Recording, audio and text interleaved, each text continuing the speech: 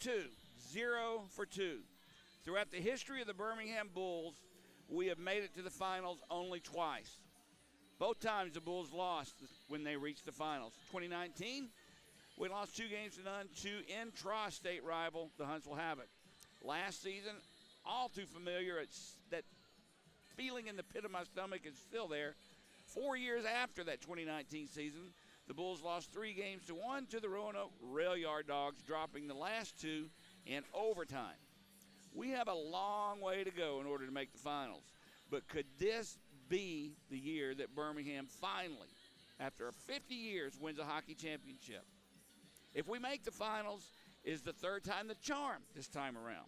But before I start thinking and talking about the finals, there is a team standing in our way that I have been dreading in the first round all year long, the Evansville Thunderbolts. After sweeping the Thunderbolts in the last 2 regular season games of the year, both on the road, I still feel like this will be an incredibly tough game tonight, and even tougher to win 2 against this big, tough, rough, physical team. Game 1 is not a must-win for Birmingham, but I also know that going to Evansville tomorrow night, when you're down 1-0 facing elimination, is not something I even want to think about. So all that to say, Game 1 here tonight in Pelham will go a long way in deciding who will win this series and moves on to the semifinals. Greg, you've played in games like this, games where it's not a deciding game, but in the back of your mind, you know that losing this game, then going on the road for what will be a must-win, just isn't something you want to happen. So when the coaches leave that locker room in a few minutes and it's just the guys staring at each other, what are the leaders of this team going to have to say? Well, Jody, it's one of those things where you talk about, tonight being the first game of the 3-game series that you always have breathing room beyond tonight. And what I always did is I looked beyond where we were and took into consideration all the factors. And I'll tell you, Jody, this game tonight is the series, in my opinion, because no matter what you do tonight, you come out, if you're the Bulls, you come out with a big, strong victory tonight.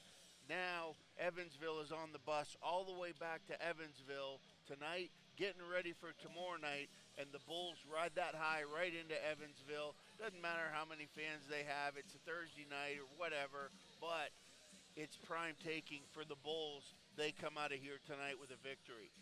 On the flip side, you've already described that one, and that's a tough mountain to climb when you talk about it in reverse of what I just said, where you go in tomorrow night to Evansville, they've got their home crowd, and they're riding the high of tonight's win. And that's what's dangerous about the playoffs. How many times we looked at it. I remember that series in Huntsville. I was in Huntsville for that last one.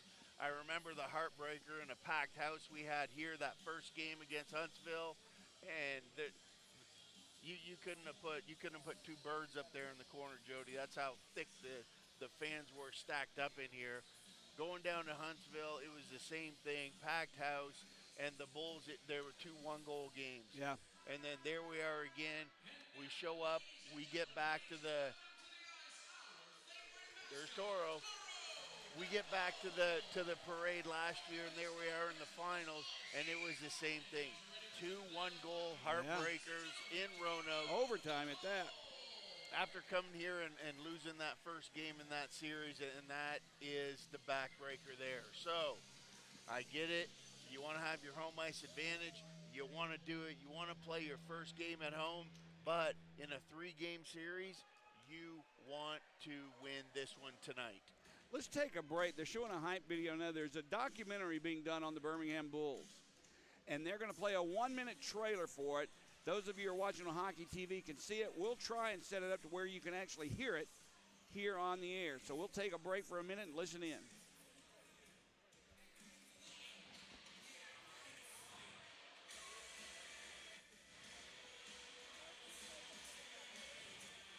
Right now they're just showing the regular game, but after this, or regular pregame video, after this is over with, you'll be able to hear it. And Greg has heard this and seen it. I've only heard 10 seconds of it.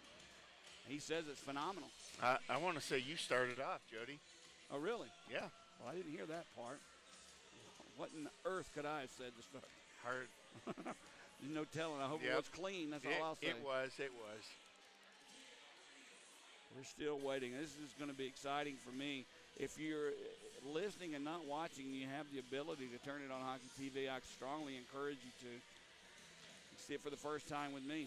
And no, like being that this series for the fans at home that don't know what we're talking about. So they've put together, just like you see on like ESPN or on HBO, they have the docu-series on sports teams, and the Bulls are putting together 3 episodes. And when I watched this first clip down at Joe Stroud's desk today, Jody, I was amazed at the quality of the production of this thing. Is it Netflix quality? It's better than Netflix. Like, it is. So this could conceivably be on a Netflix documentary style. It could be on HBO. It could be on ESPN. It could be picked up by any of the major stations that do something like that. I know we're not talking about the series of playoffs starting up tonight, which is kind of crazy, but we did want you to hear this.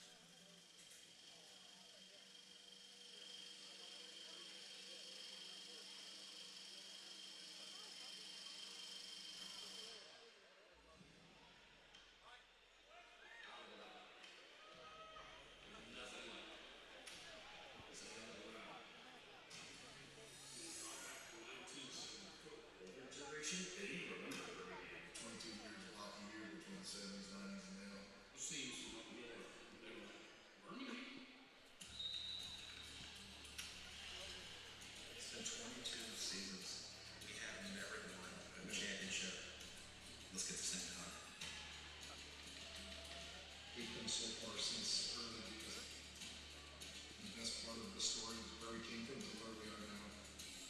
It's playoff time, baby. It's now time for real hockey season. And this is what hockey fans live for.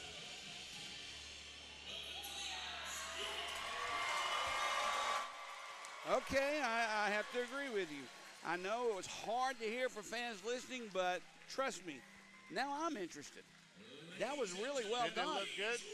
I'm telling you, I'm excited to see it. I mean, that's beyond a professional job. I wasn't expecting anything like. I was expecting more of a PBS-style trailer. Yeah, no. That's Netflix documentary trailer. Yes, that's what I'm saying. These guys that have done this thing, Jody, the Bulls administration, they knew what they were doing when these guys pick up these guys from 911 Studios. Okay, tonight their starting lineups are being announced right now. We'll go ahead and give that to you as well. First for the Evansville Thunderbolts, the visitor in Game 1 of this series.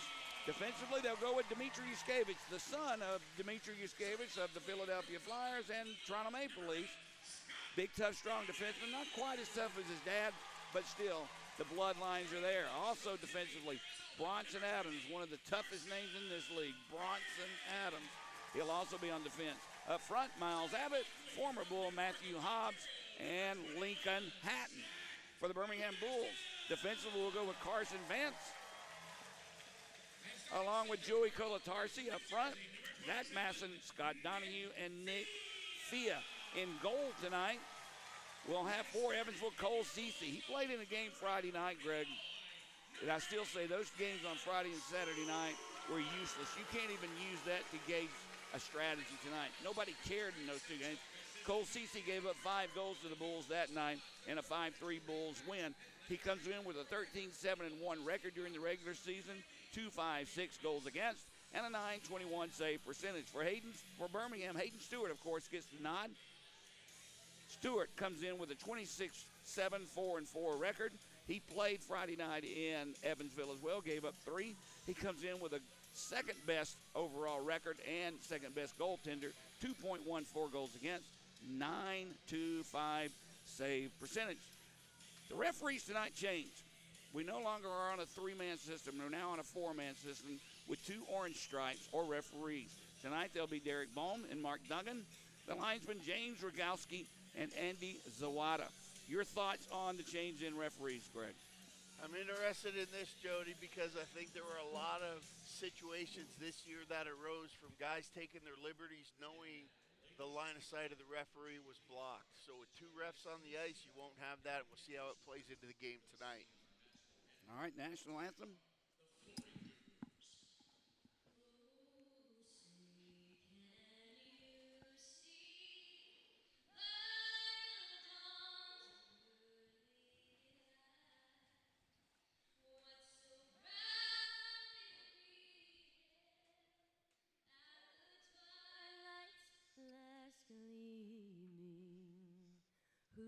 broad stripes and bright stars through the perilous fight.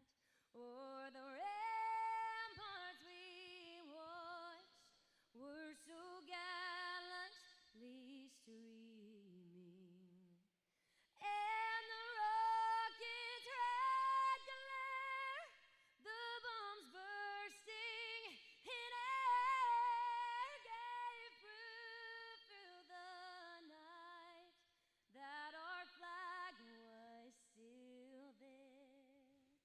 Oh, say does that star-spangled banner yet wave o'er the land of the free and the home of the brave? All right, Wednesday night, Pelham, Alabama. I'll be honest with you, Greg. A little bit better crowd than I expected. It is a Wednesday night, church night, school night, work night, what have you. And for a game one of a series that didn't have a lot of time to be publicized, plus the weather that was at least originally promised to be bad, still raining hard outside. I'm sure that kept a lot of people at home as well. But nonetheless, a little bit larger crowd than I expected. Jody, I tell you what, the diehards are out here tonight. Definitely. It's a better crowd than I thought we were going to see, especially with the severe weather warning out. And I tell you what, this place is going to be rocking tonight. We even have some Evansville fans in attendance tonight, and I want to thank, if anybody actually is listening and wanted to go to Evansville for the next game, their fans, their administration, their employees were more than accommodating to me. Very nice building. It's a nice trip to make 5 hours up there, 5 hours back. They had some fans in attendance here tonight as well, but it was an enjoyable trip for me, Greg. Yep. I looked at the photos and all the stuff you were sending me, Jody, and it looked like a real professional deal. It was, but definitely. I tell you what, getting the fast lane, Graham, and the bingo game is ready to roll. All right, all these months of preparation, here we are. Game one, Birmingham and Evansville. Behind the net, Bronson Adams loses it to Fia. He tried a centering pass, intercepted by Hobbs. Vance keeps it in. Knocked away into the far boards by Adams. Puck comes back to center ice, and Birmingham knocks it right back in. 25 seconds into this game, Birmingham wholesale line changes. Ahead for Abbott, tips it in. Now Evansville will do the same. Far boards, Bulls pick it up through center ice. McTavish tips it in, absorbs the hit from Valent. Played by the Thunderbolts. Dorsey, he gives it to center ice, and Spence takes a big hit from McTavish. I expect to see a lot of that in this series. Now Wiesner passes it back right in front of his own net to Clark. Ahead through center ice, back into the Evansville zone. Wiesner picks it up, has Sinclair in front. Puck comes near corner. Dorsey has it, sends it far side. Bulls will keep it in. Sinclair tips it past Valent. Now Spence plays it around the near boards. On the half wall, Rose couldn't backhand it in deep. Dorsey knocked it down, but Rose does keep it in, at least for the moment. A minute and a half into this game, no score. Dorsey loses the puck. Kozarev will have it. Valent takes it away from him and gives it right back. Puck played at center ice by Kozarev. Valent takes it away. And both teams just trying to get their footing early on here, Greg. Well, you definitely see what the Bulls are trying to do here, Jody. They're trying to get that puck deep and get around them. Evansville, they are definitely coming up and establishing their physical presence here early, hitting the Bulls in that first minute every time they touch the puck. And, you know, the Bulls get that puck deep. They got to use their speed because I hate to say it, but tonight you're going to see skill against grit, Jody. Yeah. I believe that's the one-liner on tonight's game. You know how I feel about grit in the playoff, physicality in the playoffs versus skill. Grit always wins. Maybe it would be a little bit different, but I did see McTavish giving it right back to him, at least on his first shift. In front, backhander goes through the crease. That was Donahue. No one there to deflect it in. Fia keeps it in. Played along the far boards. Donahue behind the net. Funny, a bounce off the boards. Masson has it. There's Fia shot save made by Cole Cece. First big scoring chance of the game. Now Colatarsi scores! Traffic set up in front of the net, and Joey just threw it low along the ice, hoping for a deflection. He didn't need one. It found the right corner. Bulls up 1-0. And I saw that one coming, Jody. You saw CC, who was real aggressive there, getting out of the paint, cutting down his angle off that first shot that he actually kicked out. Gets back to Colatarsi, and he found Donahue right on the back door. Great shot by Colatarsi. Puts it low, just to the right leg, and there's Donahue with that tip in the back door. So Donahue tipped it in? Yes, I sir. didn't see the tip. I thought it came off of Colatarsi's stick. Watch it right here, baby. Here's the call. Scored by number 8, Scott You're Donahue. right. His 18th goal of the season, his first goal of the playoffs. The assist, number 4, Joey Colatarsi, and number 20, Carson Vance. And first Bulls goal. Colatarsi and Vance on the assist, and Birmingham up 1-0. Now some pushing and shoving in the corner. That was Pilot for Evansville after the whistle blew, pushing along with McTavish. They'll break away from each other, and we'll just start play here. Face off to the right of goaltender Cece. And this, Jody, is exactly what the Bulls needed here to come in, because this is how, when a team's trying to play physical against you, you get up a goal and they start losing their composure. You get up 2 goals and this stuff is going to turn into penalties for Evansville. Sinclair on the draw for the Bulls. Hobbs for Evansville. They'll drop it again. They'll say Sinclair moved prematurely. Now Hobbs is tossed, so I guess they'll blame it on him. In his place, Lincoln Hatton comes in. Sinclair pretty good on the draw. As the puck is dropped, he'll try and kick it back. It's poked away. Sinclair has control, though. Played behind the goal line. Pilot lost it. Ruddy picks it up. Just acquired back from the East Coast Hockey League. Chase Ruddy. Birmingham has it now at center ice. Taylor Brierly ahead. McTavish loses it. Evansville will bring it in. Birmingham re-establishes possession. Now Kozarev takes a big hit from Ruddy. We're going to be saying that a lot tonight. Ruddy, known for his physical play back on the defensive blue line. Well, Ruddy, and then in the first shift we saw Adams, and I think they're going to be going back and forth back there, Jody. Whoever's going to bring the puck in for Birmingham beyond that center ice stripe, Greg, is going to get hit. Far side. Adams plays it in the Bull zone. Stewart can't stop it. Dorsey had a shot at it, but defensively the Bulls' pace breaks it up. And Taylor Brierly sends it into the deep corner. Birmingham will change. Now Adams along the far half wall lifts it into center ice. It'll come down for Colatarsi. Funny bounce out the boards. Dorsey had a shot at it. Couldn't get control. Behind the net it's played. Masson ties his man up. That's Scotty Curtin. Puck comes free along the near side. Drops it. Back for Curtin for Yuskevich. He dances around. Masson backhander score. And just that quickly, defensive breakdown in the Bull zone. 1-1 to score. Well, that was a tough one there for the Bulls, Jody. You saw Yuskevich came in, and I think he was actually jumping out of the way of the hit there, but managed to pull the puck through with a toe drag. And Stewart with traffic in front, and we talked about that being one of the keys coming into this game, is Evansville's not going to do anything pretty. They're just going to plant guys in front of Stewart and just that little backhander by Yuskevich. But, Jody, as a goalie, you can't stop what you can't see. All right, back to action. Wiesner's shot deflected by Valin out of play. So a faceoff will come in the Evansville zone.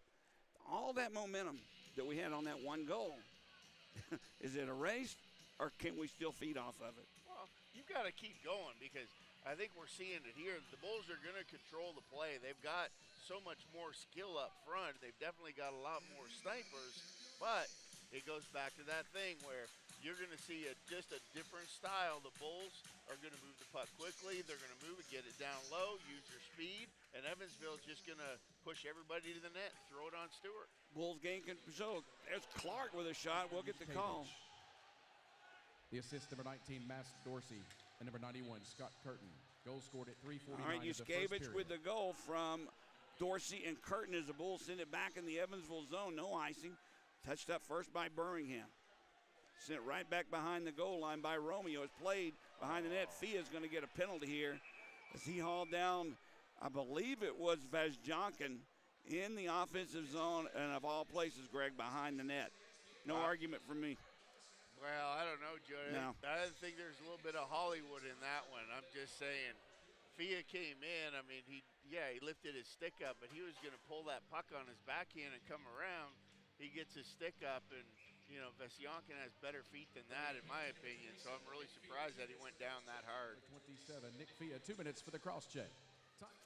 Cross check, maybe tripping. Well, You got 2 referees out here. Can we get it right? Exactly. I don't want to get on these guys right now. I'm too famous for that. Face off in the Bull zone. First power play of the night for either team. Evansville on the man advantage. Carson Rose, after the draw, sends it the length of the ice. Taylor Brierly out with Rose. Glover. And I believe that's Matt Clark to kill the penalties for Birmingham. Spence, that is, brings it in. Leads it for Hatton. Behind the net, near side for Harrogate. Back at the point. Nobody's there. So Evansville will have to vacate the zone. Curtin brings it back in for Hobbs. Drops it down low. Harrogate back for Curtin behind the Bulls net. He'll return it. Far boards for Harrogate. Knocked away by Sinclair. Harrogate picks the puck up. Save made by Stewart. Rebound behind the net. Hobbs has it. Far boards. Inside that face-off circle. Tries to get around Pace. Hobbs had it for Curtin. He lost it. Harrogate will pick up the puck first. Played behind the net. Sinclair picks the loose puck up and sends it down the ice. That's a big clear there by the Bulls, Jody. I tell you what, coming in, Evansville cut through their box there. 2 big saves by Stewart, and the Bulls survived. Chase Ruddy will bring it back in. He backhands one in deep, going in after it. Zhukov picked up by Evansville, far corner. Back at the point, they'll play it. Near side for Dorsey. Walks to that face-off circle, drops it. Zhukov. Now Dorsey looks for a place to go. Zhukov has it, slides it far side.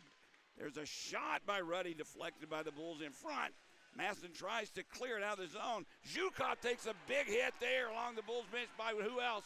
Craig McTavish. Holy cow. Got to stop me, Dreff. Hey. Played back into the Bulls zone. Spence picks it up. Kolatarsi now has it. And with 10 seconds to go on this man advantage for Evansville, he'll clear the puck and send it down the ice. Yuskevich gets it ahead to center ice for Curtin. Birmingham back at full and even strength. Time for one last shot, never materialized. Wiesner quickly back in, beats Adams to the puck. Adams takes it away from him, though, in the Evansville zone. And Bronson Adams sends it ahead. Past Scotty Curtin down into the near corner. No icing is called. Clark dropped it back for his defensive Ryan Romeo. And he'll give it up for Nick Fia. Zhukov on him. Fia has Donahue and Kozarev with him. Line juggling already going on. There's a shot from the point, blocked by the Evansville defense. Romeo, one-timer, deflected wide. Adams picks that loose puck up and sends it to center ice. Glover will haul it right back in. Drops the pass back for Kozarev. He wasn't expecting it, so he'll send it behind the net. Glover plays it. He drops it for his defense, who's picked in from the point now. Rose has it. Rose takes a shot midsection, saved by Cole Cece, and with Kozarev right in front of him, he just jumps on it and covers up. Well, I like that puck movement down low by the Bulls. Jody, you can see they're using some misdirection there.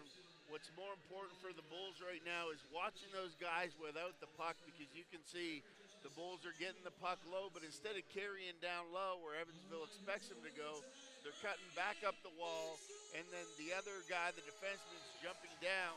They're doing a little transition, and they're really playing a lot of 2-on-1 hockey, trying to isolate Evansville defense here, working the puck from low to high, and then getting good shots on net. And that last shot by Romeo caught Cece off guard. He was moving to his right, and it got deflected back to the left and just missed the post, Jody, by a couple of inches.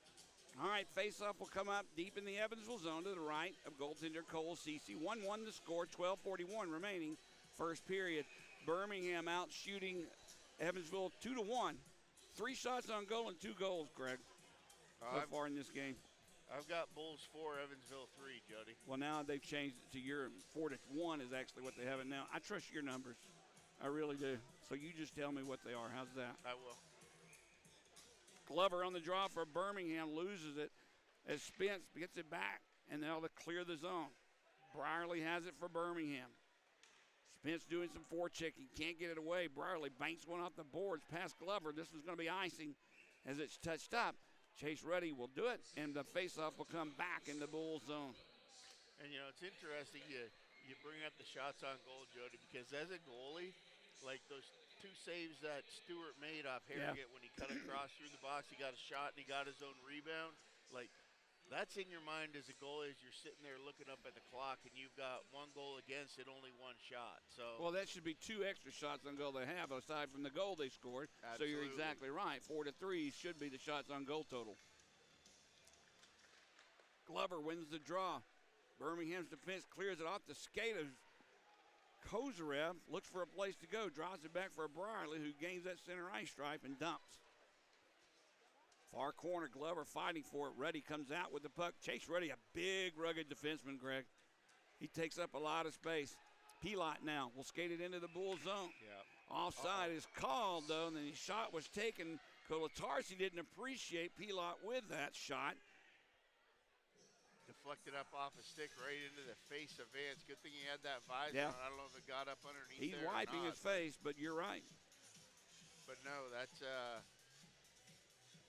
Ruddy, Jody. It looks like he's been in playoffs for a while because he's already got his playoff beard going on down there. Well, you can tell the size difference, and there's just a lot of meat on the bones.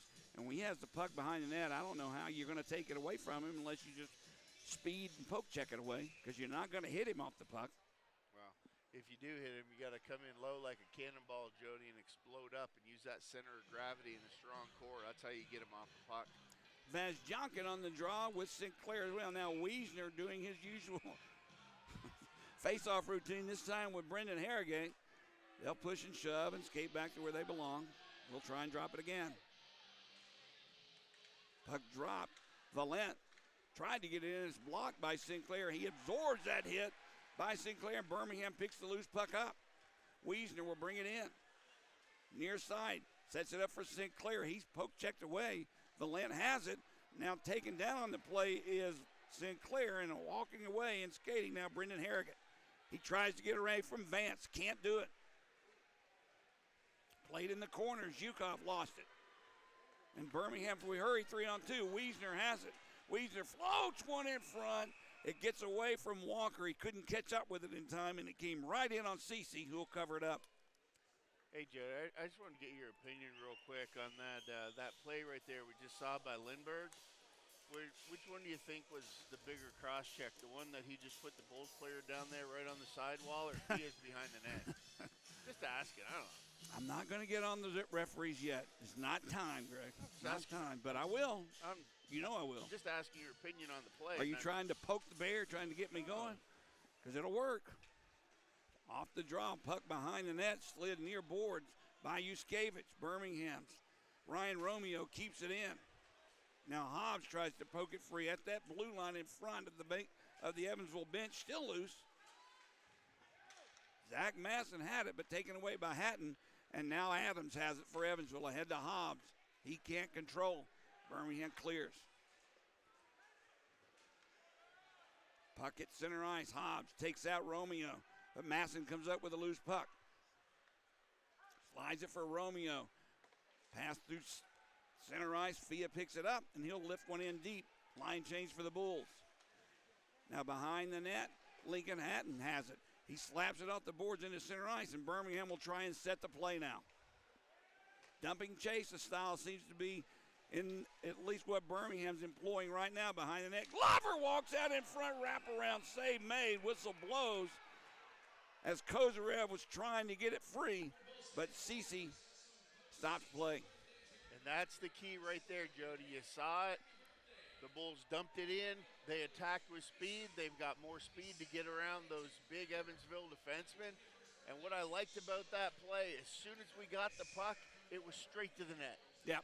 And great scoring opportunity there. Good save by CC, but I really like that play by the Bulls. All right, face off to the left of Cole Cece. Once again, he's got a brother in the NHL playing for the Edmonton Oilers. He also played with Ottawa and Toronto. Has nothing to do with this game, but I thought, hey, why not?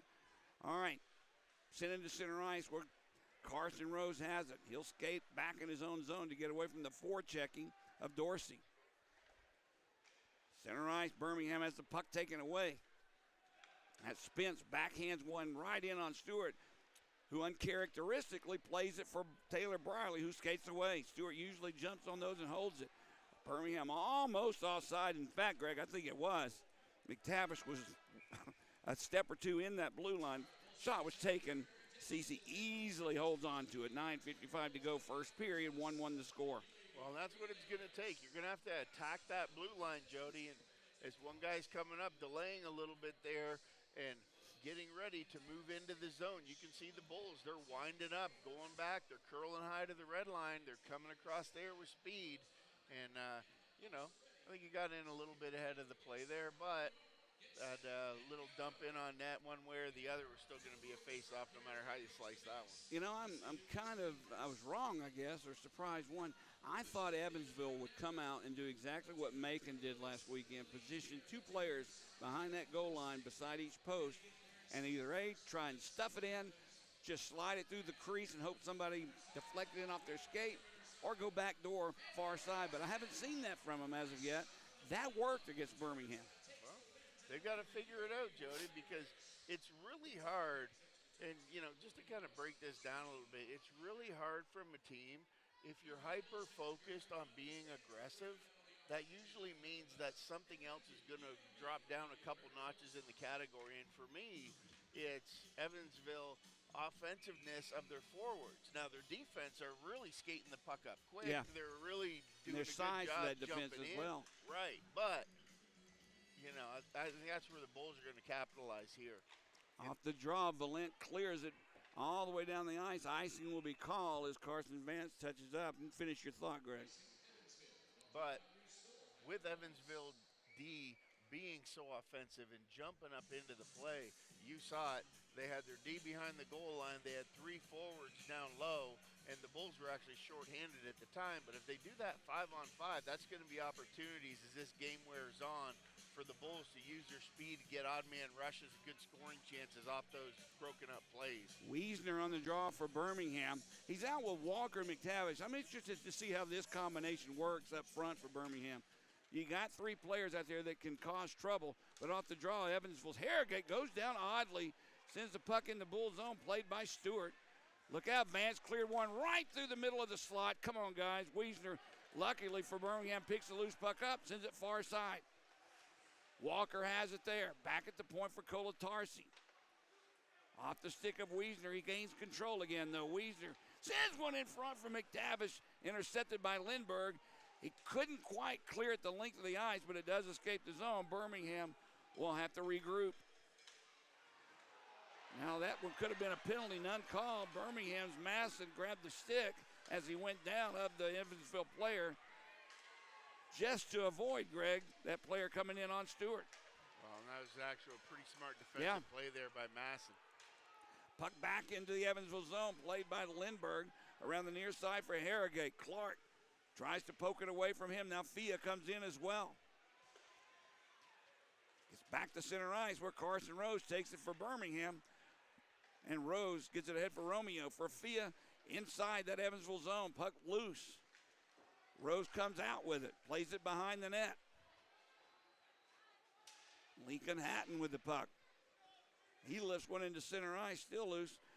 Picked up by Abbott. Both he and Romeo go down. Birmingham, nice play defensively, banks one off the boards, and look out, here we go 2-on-1 if we can hurry, but Kozarev couldn't control the puck. Sends one right in on Cece. If he controlled the puck, you got Kozarev and Glover coming in 2-on-1. That's a lethal combination. Absolutely, and that's what we talked about, and you saw it down here, Jody, and what I call that transition zone from the face-off dot to the blue line there. Bulls did a good job breaking up that play, and here they come with speed. And Rose identified that it was just kind of broken there a little bit when Kozarev didn't take off. He just did the smart thing, threw it on net, and got everybody in. The whole play started, though, Greg, with the clearing of the defensive zone off the boards, not through the slot. Absolutely. Off the draw, near boards, played by the Bulls, back for Pace. Pace's shot knocked down by Ruddy, and he'll skate away. Chase Ruddy just sends it in deep. He'll send his four checkers in. Pace catches up with it first, though. Pilot keeps it in behind the net. Far side. Now Taylor Briley will get it for Birmingham and clear into center ice. Under 8 minutes to go, first period, 1-1 the score. Matt Dorsey now will slide it off the boards into center ice. Pace will pick the loose puck up for Birmingham. Masson tips it in past Ruddy, but he can't skate by Chase Ruddy as he stood him up. Now Harrogate loses the puck. Vance keeps it in, sends it down low. Donahue tried to deflect it, but he had his body turned, and Evansville now clears. Into the Bull zone. Spence plays it. Behind the net, puck is shot wide. Harrogate plays it behind the net. Deflected off the boards. Fia will pick it up for Birmingham, and he'll skate it ahead. Donahue banks one in. Birmingham changes lines. Fans trying to get the guys into it. Yuskevich for Evansville gets it ahead for Zhukov, who tips it in. Clark catches up with it first. Plays it for Romeo. Romeo, another dangerous pass right through center ice. Glover was there, though. Now Kozarev sends it in deep. Yuskevich breaks up that pass as Rose was streaking. Now, along the near boards in the Evansville zone, puck being fought for. Clark comes in, tries to kick it free. Harrogate as well as Rose and Zhukov still being fought for. Clark comes out with it, and he just sends one to the far corner. Off the boards, Romeo, a nice job to keep it in. Now Glover loses it as Zhukov takes it, slides it up the boards, and Evansville will clear. Jody, on that last play up the blue line, there was 8 guys in that pile up at the blue line. Now sent into the near corner, bounced oddly off the boards. Birmingham couldn't catch up with it first as Lindbergh clears for Evansville. 6 minutes to go. First period, 1-1 the score. Icing will be called as Valent was going to catch up with it first, so the faceoff will come back into the Bull zone. Yeah, I don't really know about that one there for the Bulls coming across. That, was an icing, but it didn't seem like an icing. Well, I watched the puck, so I didn't see actually where he was when he released it. I was watching this offensive blue line, so nobody argued with it, so you have to assume that it was a good call. Yeah, absolutely, but I'm just saying there wasn't a lot of traffic over there to be an icing, I guess was my point. Yeah. Face off to the left of Hayden Stewart. Right in, hadn't got the puck. You heard the stick save from up here. Stewart stops him. He was all alone. Now behind the net is play. Abbott with the puck. Curls away from the Bulls' defensive Romeo. Along the far board, stick broke, so he'll have to get it back to the point. There's a shot for Hobbs. Comes in. He couldn't deflect it. Loose puck picked up by Abbott. Near boards. There's Hatton again with a shot. McTavish blocked it. Hatton has the control. Near corner. Centers a pass for Curtin. He takes the shot. Stick save again by Stewart. Birmingham needs to get possession of this puck. Evansville putting the pressure on. Played back along the board. Sinclair can't get it out. That's Valent over there with Scotty Curtin fighting for it. It comes free for Hobbs. Pace ties him up. Puck comes to Romeo. He'll slide it around near side. Wiesner loses the puck. Curtin with a shot save made by Stewart, and Birmingham just clears the zone to get fresh men on the ice. That was dangerous, Greg. One of those situations, Jody, I do not like it when your team goes towards your own goal line there and Wiesner just lost the puck and the Bulls have to clean that up. Anytime you get more than 1 or 2 shots on net in the shift, you're having trouble clearing it, just ice the puck. It's playoffs. Behind the net, or behind the goal line, it is in the Evansville zone. Donahue tries to come away with it. He can't.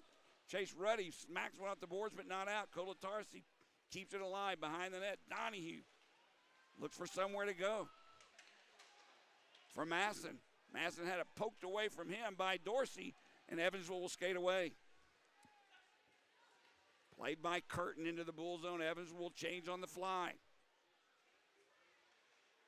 Behind his own net, Carson Vance steps out. He'll send it near side for Kolatarsi. Long pass ahead for Rose. Knocked away from him and sent right back into the Bull zone. Now, icing is called out. I don't think that was an icing call, Greg. Zhukov was in between the red and blue line when he deflected it. We'll take it. Faceoff comes back in the Evansville zone, but that's not a very accurate call. Well, I can see that one going back to center ice very easily, Jody, and just, start that one back over. I think they should bring it back to center ice for the faceoff because That wasn't icing, Greg. No. And what I'm noticing here from Evansville, Jody, do you notice that they're kind of slow and methodical even in their advance once they gain their puck in their defensive zone? Coming up, they don't have any guys stretching on the weak side wing. Nobody's skating up by the Bulls' blue line. Why do you think this is going on like that? Why do you think that's their strategy? Or is it a strategy? Is it not a reaction maybe? I think that if you're Evansville coming into this game, Jody, I think that their goal in this game is to hit as much as they can in the first period, try and get rid of some of that energy and speed that the Bulls have, and try and keep this thing close and win it in the last 5 minutes. I think that's your philosophy for Evansville right now. Face off in the Evansville zone. Glover for Birmingham, Zhukov for the Thunderbolts. Puck is dropped loose now behind the net. Yuskevich gets there first. Birmingham forechecking, trying to keep it alive. Zhukov spins away from Glover, but loses the puck along the near side. Rose pokes it away. Finally, it's taken away by Harrogate, and he'll skate it through center ice, loses it. Rose takes it away. 3 men back defensively, slides it far side. Kozarev drops it back, a shot well wide. Birmingham will try and keep it in. Going down on the play was Brierly, loses a stick. And Evansville clears his own. Brierly picks it right back up. Again, 3 men back for Evansville. Not a lot of room for Birmingham to operate. There's a pass in front. Sinclair's shot goes wide. Walker was the first one who had a chance to deflect it, but he just couldn't do it. Now the puck is lifted out of play. Faceoff will come back in the Evansville zone. And that shot by Sinclair there, Jody, looked very similar to the one Yuskevich put in on Stewart. Yep. And it was just kind of a rolling, fumbling knuckleball that was going the opposite direction that all the players seemed to be moving, and just grazed that far post over there. That could have very easily been 2-1 Bulls. But it's not, and it's 1-1 with 3:07 to go here in the first period of play. It's not as physical as I thought it would be, Greg, and it's also not as fast as I thought Birmingham would come out skating as well. Lincoln Hatton will skate away for Evansville, sends it far side. There's a shot taken wide of Stewart. Puck bounces all the way back to the blue line. We're ready. We'll keep it in play. Romeo tries to get it around the corner. He can't.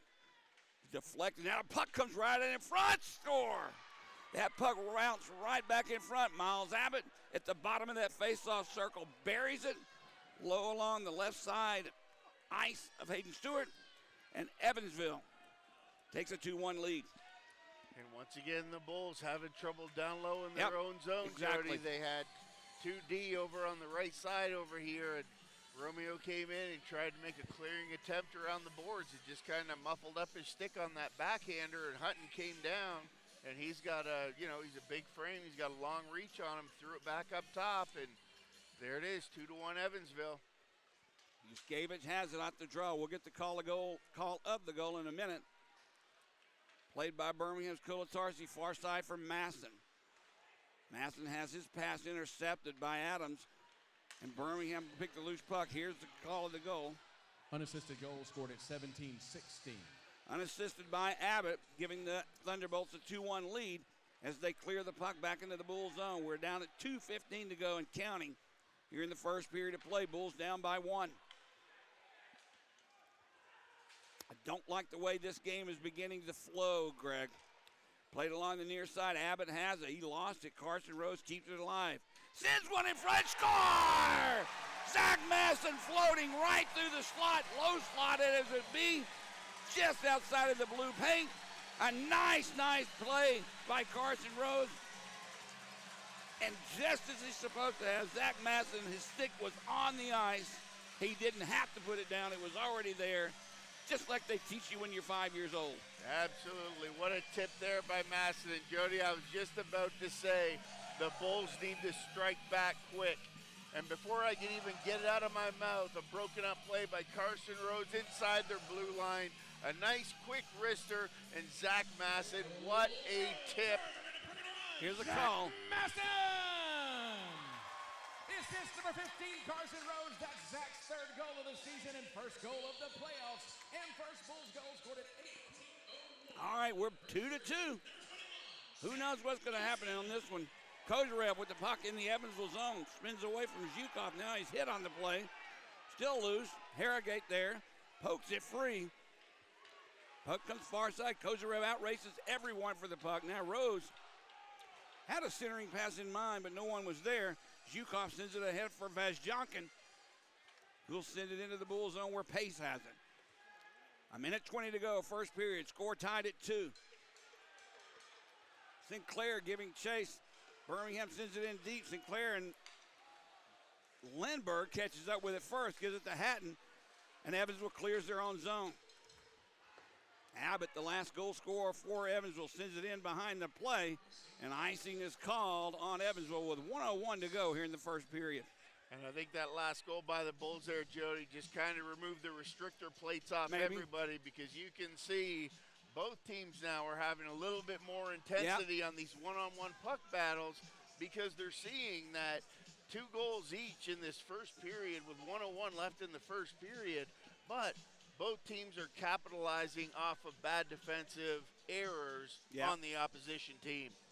Face off to the left of Cece. Controlled by the Bulls. Romeo will backhand it to the near corner. Ruddy and Sinclair going after it. Played behind the net. Walker and Lindbergh now fighting for it. Along the far boards, Evansville will clear.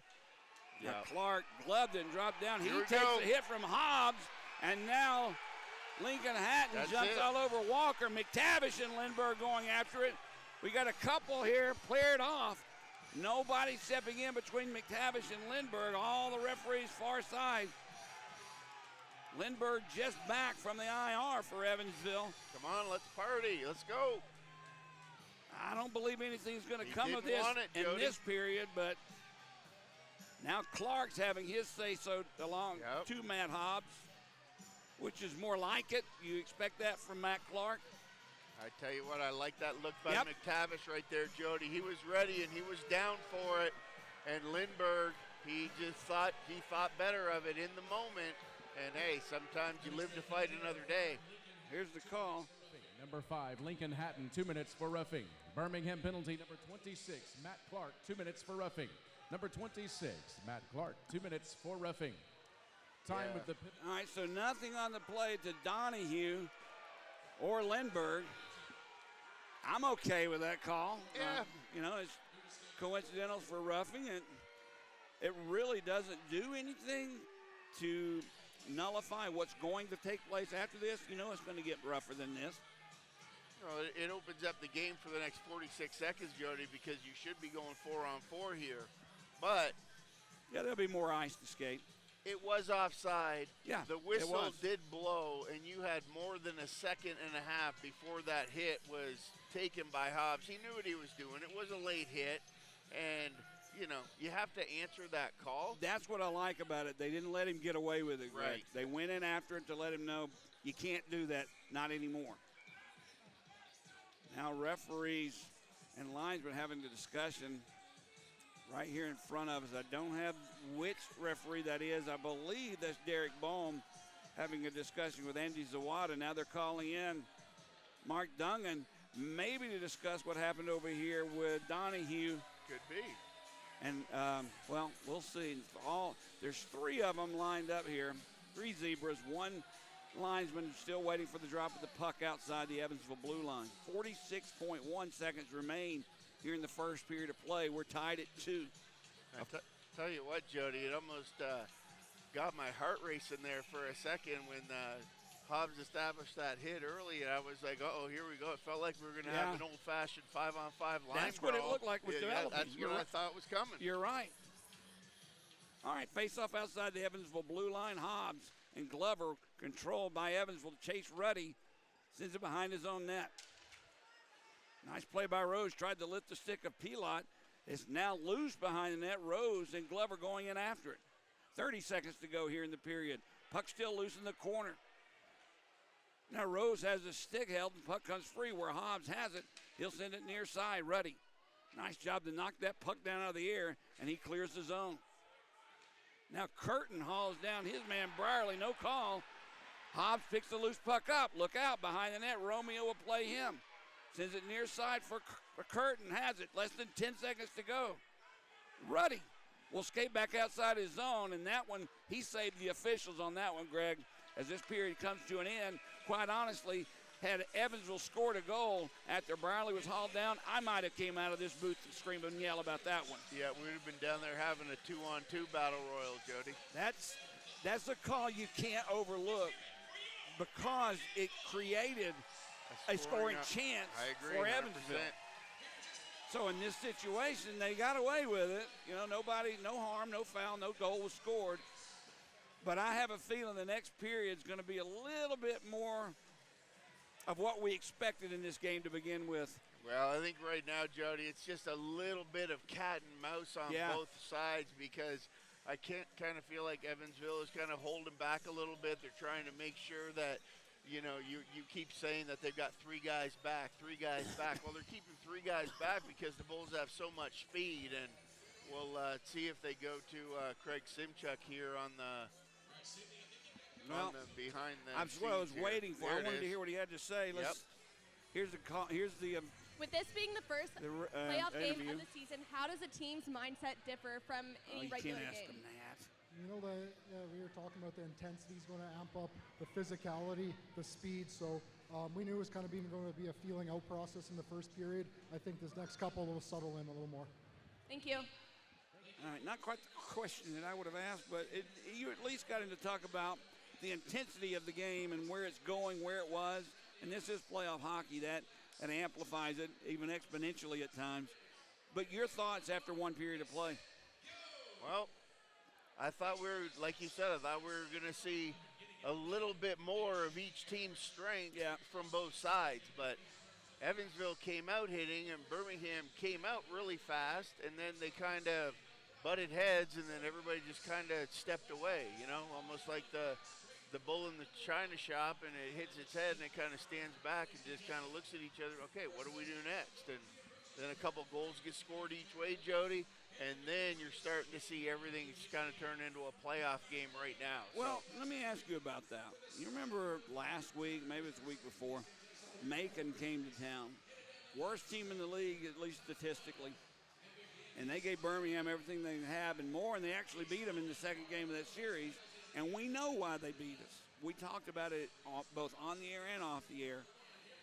That, you and I both agreed, had the feel of a playoff game, those 2 games against Macon. Why does it feel to me like this is a regular season hockey game I'm watching? I know it's not, but the type of play is not as physical as I thought it would be. It's not as crisp as I thought it would be. It feels like a game in February. Well, it's one of those things, Jody, where I think what Evansville is trying to do is they're trying to be physical, but not overly physical, because they don't want to put themselves out of position, because they know that the Bulls can get to the loose pucks down low. They can have a quick transition. We can get a lot of shots. So, with that being said, I almost think that Evansville is just kind of playing this lullaby, trying to get the Bulls to slow down their game.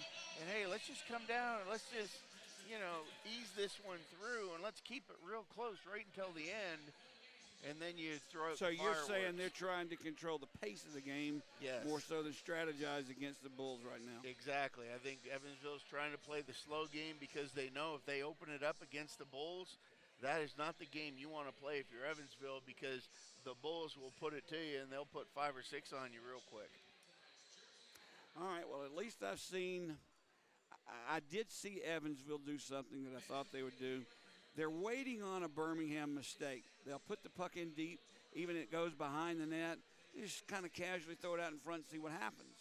And it worked. The last goal, the second goal for Evansville, is exactly that. It wasn't a play. It wasn't drawn up. It wasn't picture perfect. It wasn't pretty. It was just a puck that was sitting in front of the net, and Miles Abbott buried it. Well, and I think that's going to be the message here in between periods, Jody. I think Coach Simchuk, Coach Kerr are going to be down there, and they're going to say, guys, like, let's get back to business here. Yeah. This is playoff hockey. Every goal is critical. Every goal is crucial. And for what we're seeing with the Bulls, like you called it 2 or 3 times, these little dump passes to the centerman swinging down low, that's not playoff hockey. No. Backhanders behind the net, that's not playoff hockey. You get the puck on your stick, you rip it 10 feet off the glass, you clear the blue line, and you let your speed transition with your forwards go get the puck and do their thing. Well, when we did do that, the last goal, the equalizer scored by Zach Masson, that's exactly how the play started. A nice clearing pass out of your own zone. So offense can come from defense. And in that play it did. Okay, we got about 14 minutes to go before the second period of play. We're going to take a break. We'll come back and either A, recap or talk about what's coming up in the second. But we'll take a break here. 2-2, the score at the end of one period of play. Jody Chernesky along with Greg Dreveny. Stay with us, everybody. You're listening and watching Birmingham Bulls hockey.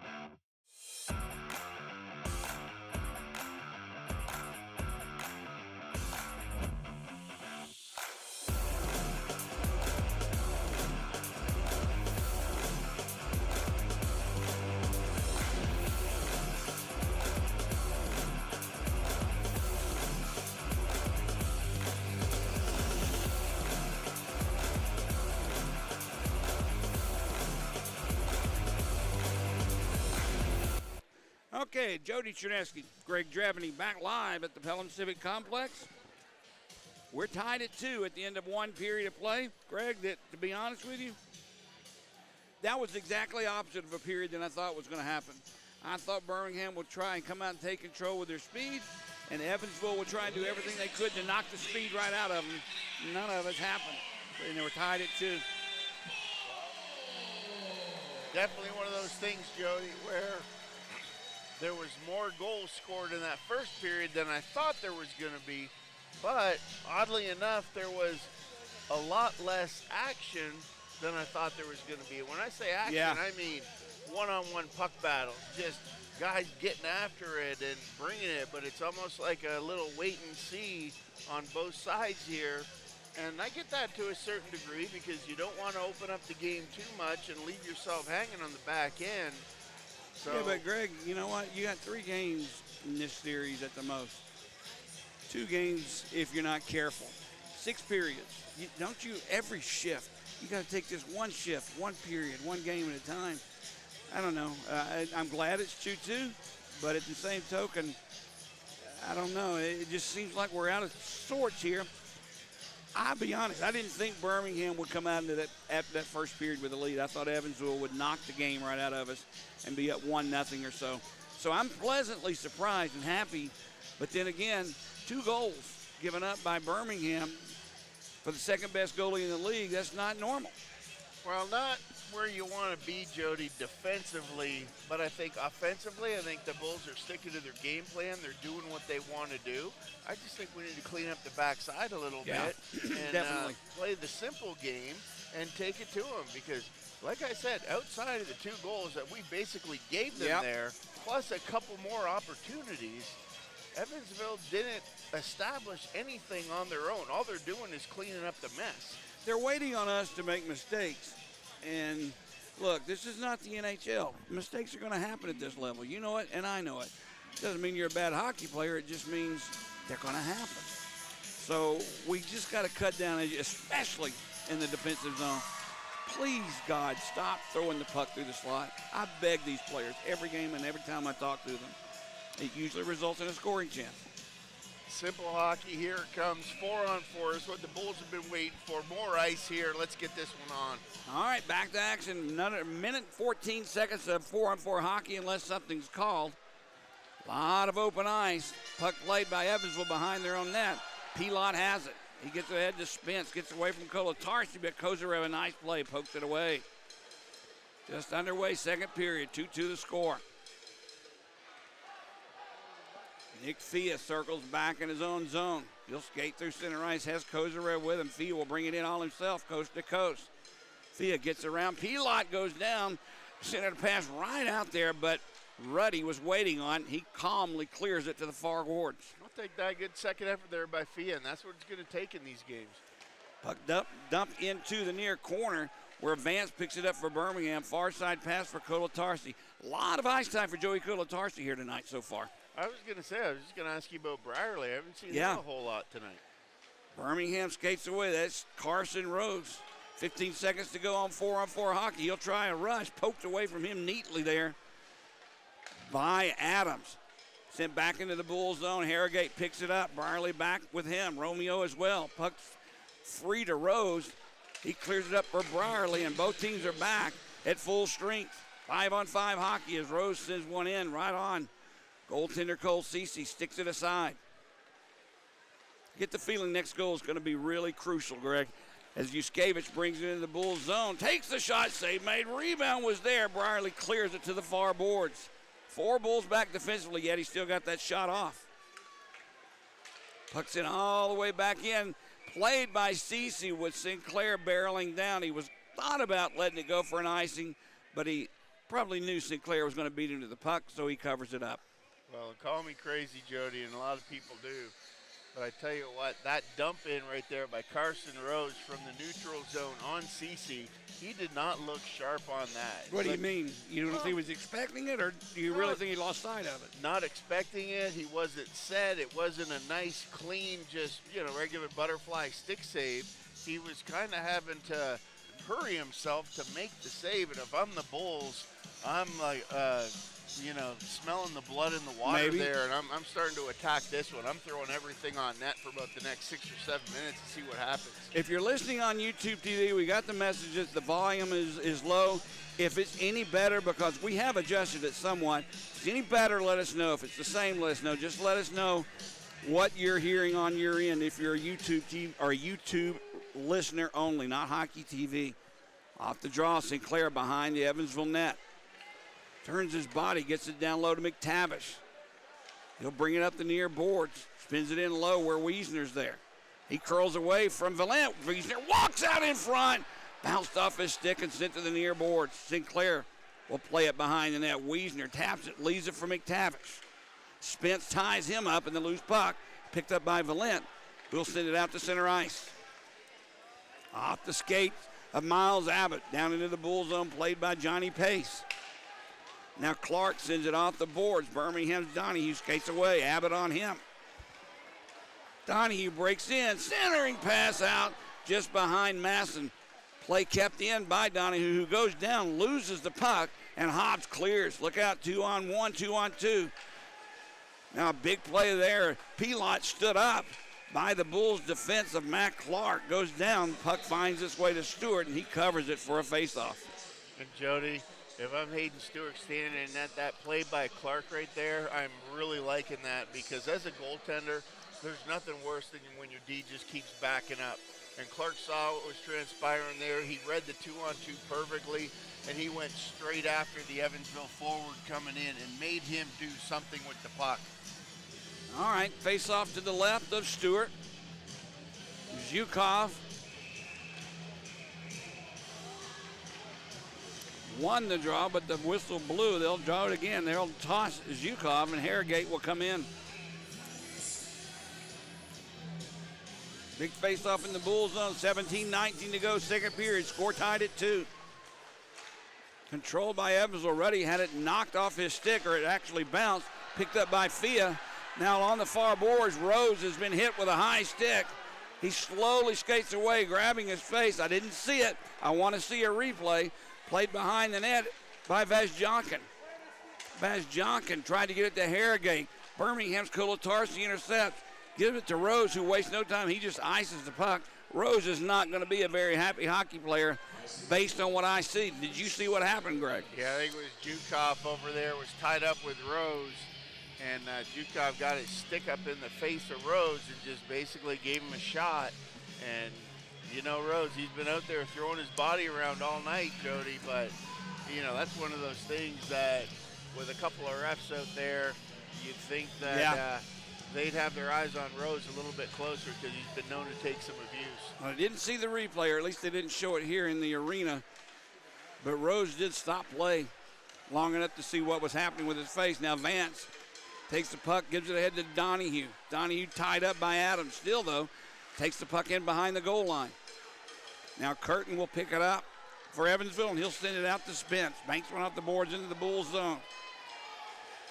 Clark played it, looking for Vance, gets it to him. Now Evansville's starting to put the physicality out. They're grabbing, they're holding, they're clutching, and they're hitting.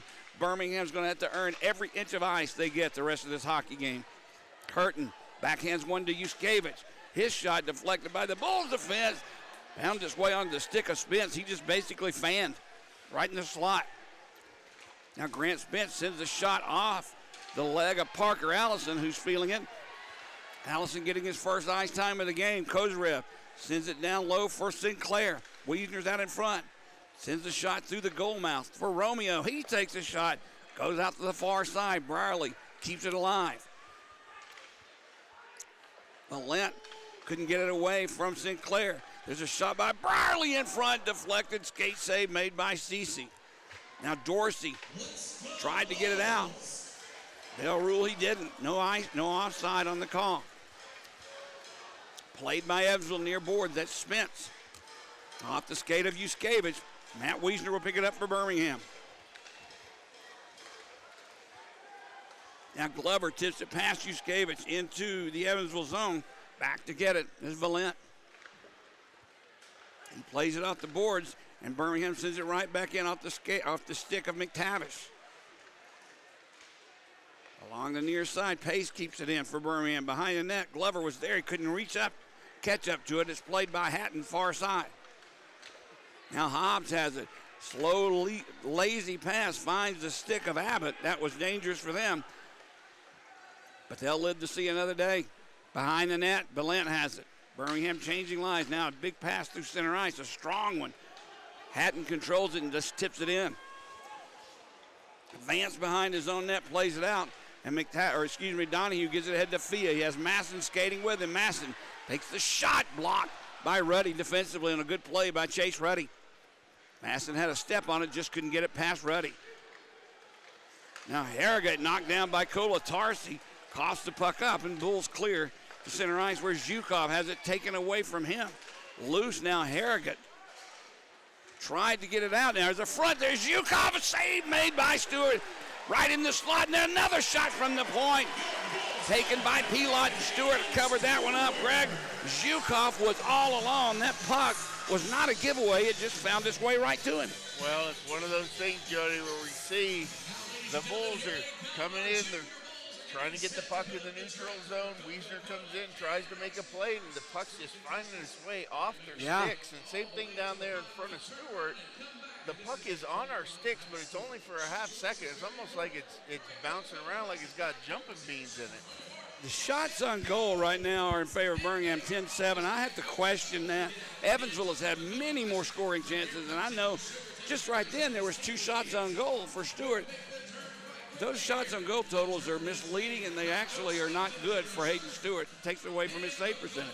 Well, right now I've got the Bulls sitting here at 10 shots, Jody, through 13:59 in the second, and I've got Evansville at 10.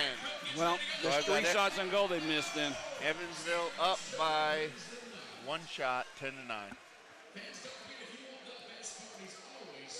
You know, little things like that matter, though, Greg. I mean, I know it's not affecting what happens on the ice, but your goaltender's playing better than the stats show. As a goalie, Jody, little stuff like that, I was pretty flaky, though. You know, don't get me wrong, but that bothered me. Yeah, it should. You know? It really should. Face off in the Bulls zone. Sinclair along with Zhukov. Zhukov goes down, and he'll be tossed. Why would you go down to a knee on a face-off? Anyway, Vazjankin will come in his place. Another former Bull, Vadim Vazjankin. Off the draw, loose puck picked up by McTavish, who has Wiesner with him. McTavish hit by Pilot, and the puck sent into the Evansville zone deep. Sinclair in tried to play it. He couldn't control it. Romeo with a shot, stick save made by Cece. Now Wiesner down in the goal mouth. Player on top of him. Bought back in the Bull zone. Harrogate with a shot, looking for Yuskevich. Couldn't tie up. That was Chase Ruddy that had him down in the crease. No call, not holding, not delay, nothing. Okay, let's let him play. It's playoff hockey. I have no issue with that, Greg, until another call is made on Birmingham for that or a lesser infraction. Right. You're going to let it go, let it go. Yep. I like it. It's, good, tough hockey, and the Bulls are here to answer the bell, so let's go. But you got to let it go both ways, and I'll resort back to that. We'll just call it a call behind the net on Fia in the first period that I did not agree with at all. Well, you got to maintain control of the game. I get it, but it's also playoff hockey, which means you gotta be consistently accurate, if that makes sense. Well, and I think they're doing a pretty good job so far tonight. I mean, they're letting them play, and we're seeing lots of action, and that's what playoff hockey's all about. Off the draw, controlled by Birmingham. Brierly absorbs the hit by Harrogate. There's a shot by Rose in the slot. Stick save made by Cece and cleared by the Thunderbolts. I think icing will be called. I think on that one there, Jody, that shot was so hard by Rose. Cece was just defending his children. I get what you're saying. I mean, that was a laser beam, and literally, he didn't make a save. He just reacted to protect himself. You know, I was talking with Nick Prestia before the game of Evansville, and Birmingham's Nikita Kozarev and Vadim Vazjankin of Evansville are childhood friends. They've known each other since they were 7 years old. They played on the same junior hockey teams in Estonian child teams. They even went to the same university in the United States at Buffalo State. You wouldn't know it on the ice. It's not like they're angry at each other, hitting, poking, sticking. But I see no friendliness out there. I don't even see an acknowledgement from each other. But yet they're childhood friends. Well, usually you see that in warm-ups, Jody, where they'll be standing, talking But over, I didn't see that No, tonight. I didn't see it either, so. I think Birmingham got the best end of that deal. Absolutely. Nikita Kozyrev, the leading rookie scorer in the league this year. Zhukov averages about a half point a game. Kozyrev averages a point a game, which is a big difference over a 56-game season. Puck sent back into the Bull zone, and as Brierly touches up, icing again called on Evansville. Did you ever play against anyone professionally that you played, I don't know, bantam hockey with or junior hockey with? You want to hear a funny story, Jody? Back in the day, Chuck Thus played for Forest, and we played Forest when I was in Pee Wee and Bantam every playoff. Now, Forest, you mean, well, let's get back to action. I want to hear the story because I know Chuck. I'll give you a story about Chuck Thus myself when you're done. Birmingham controls the draw. Kozyrev tried to get it to Glover. It's knocked away, but it comes to Rose. Far boards. Rose looking for some place to put it. Sends it far side. Picked up by Pace. His shot is blocked by Vezjonkin. Stood up by Pace. Birmingham clears. It'll come right in on Chase Ruddy. Back for Dorsey. Drops it for Scott Curtin. He sends it in behind the net. Stewart plays it himself. Far half wall. Dorsey keeps it alive. There's Spence with the puck. Centers one for Curtin. Glove save made by Stewart as Birmingham's pace defensively really affected that shot, but still made it through on Stewart. Well, it didn't look like a very tough save, Jody, but whenever guys have the puck behind the goal line and two Bulls D go and they turn towards that guy, I hate seeing those guys hovering in the slot, and that was a clean pass, and remember that save by Stewart. As the game progresses, we're 12-18 remaining in the second. The longer it goes on, tied up, I believe it's going to favor Evansville. Am I wrong or right? Well, that's their game plan. So yeah, to stay in it till the end. You can tell how much they're icing the puck. Behind the net, Carson Vance rips one around the boards. Deflects to Fia. Big hit there by Dorsey, but the puck comes to Masson. Masson will bring it in. Gets past Adams. Cuts in front. Backhander. Save made by Cece. And the referee right on the spot calls no goal, even though Masson and Carson Vance both were celebrating. Good scoring chance there by Masson. Good idea. He just couldn't get the puck in that 5-hole. Well, and that's what it takes. And you can see why Evansville is playing the game that they're playing, Jody, because outright north and south hockey, when the Bulls have their feet moving, Masson blew through everybody there. And he's not our fastest skater. Right, on a nice stretch pass, but Masson has the size to go wide and then power back in through the net. And I'll tell you what, CC right there, that was a heck of a save because that puck literally sat an inch from going across the goal line. Face off to his right, controlled by the Bulls. Clark sends a wrister in, blocker save made by Cece. Loose puck, picked up a shot by Masson. Again, another save by Cece. Now Lincoln Hatton comes out with the puck. He'll skate through a slot in his own zone. Gains that center ice stride, but poked away from him. Now Donahue takes a hit from Hobbs well after the whistle. Thea comes in, now Hatton as well. Masson and Valent now pushing and shoving. Now, Greg, that's a hit that shouldn't take place. I heard the whistle from way up here. I know they had to hear it on the ice. I believe he's going to make a call. I just don't know if it's going to be coincidental. Jody, I don't even know. And I wish they would show the replay from here. If this is it right here. Look at where Hobbs' hands are on. No, they're not going to show it. When Hobbs made that hit, his inside hand, Jody, was on the blade of his stick. So when you're doing that, he had 2.5 feet of the end of his stick exposed in the direction he was making the hit. Face off at center ice, controlled by Birmingham. Romeo takes the hit there from Vezjonkin, but gets it into the zone, where Evansville pops it right back out. Played by Wiesner. He'll send it far side for Clark. Ahead for Walker. He's hit from behind. Puck does come down into the Evansville zone, and they'll clear it back. down the ice. Icing will be called on Evansville. Evansville starting it, Greg. They can smell it in the water, I guess, but they're starting to play much more physical and taking a lot of chances that they'll get a penalty. That was a hitting from behind. They let it go, and I believe Evansville's going to continue to do that until they're stopped with a penalty call. Well, I think that's Evansville. That's their only answer at this point, Jody, because you can see it's working, though. They're icing the puck, slowing it down, and I bet you if you start counting these icings, you're going to see 20 more icings before the end of the game, and usually we don't see more than 2 or 3 over an entire 60 minutes. Off the draw, loose puck picked up by Kozarev. He's hit by Valent, taken down, still loose. Now it's behind the net. Kozarev taken down, no call. Glover comes out with the puck through the slot. He is harassed. Puck comes free. Brierly has it, curls back. Centers a pass out in front. Glover, a save made by Cole Cece. What a pass. Nice shot by Glover. Cece in position, made the save. I thought the puck was bouncing over him down his back, but he controls it. Jody, that puck hit Cece in the blocker, careened up off his blocker, hit him in the shoulder, and I think it came back down and actually sat in the top of his blocker. And that's a heck of a save, but you can see how aggressive he is coming out of the paint. Right there, up, sat on his shoulder, and dropped straight down. Well, that's why I thought it was going to roll down his back into the net. Oh, it's a game of inches and less. I'll say. That may have been centimeters. Nonetheless, 10:49 to go, second period. We're still tied at 2. Somebody doesn't like something. Well, the referee's going over to the scorer's table.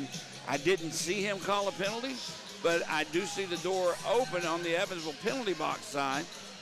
Matt Hobbs for Evansville over there waiting on an explanation. Now Glover will come in as well. I don't know. I saw nothing. Did you? No, I didn't see anything. But in that moment, I think everybody in the entire arena was focused on that puck on CeCe's shoulder. We did not see, I didn't, anything happening behind the play. Here's the call. Game misconduct for offensive language. Oh, my God. Number 15, Carson. What are you talking about? You gotta be kidding me. What in hell's bathroom is this about? A game misconduct to Carson Rose for offensive language? What are we in, Sunday school? Wow. In a playoff game. Oh, my God. Of everything that we're seeing, you got to be kidding me that you're going to throw somebody out, your second goal scorer on your team, in a 2-2 hockey game at the 10:49 point of the second period. I'm at loss, Greg. I'm at loss. I would say this is a horrible call in January. Game 1 of a playoff series, offensive language?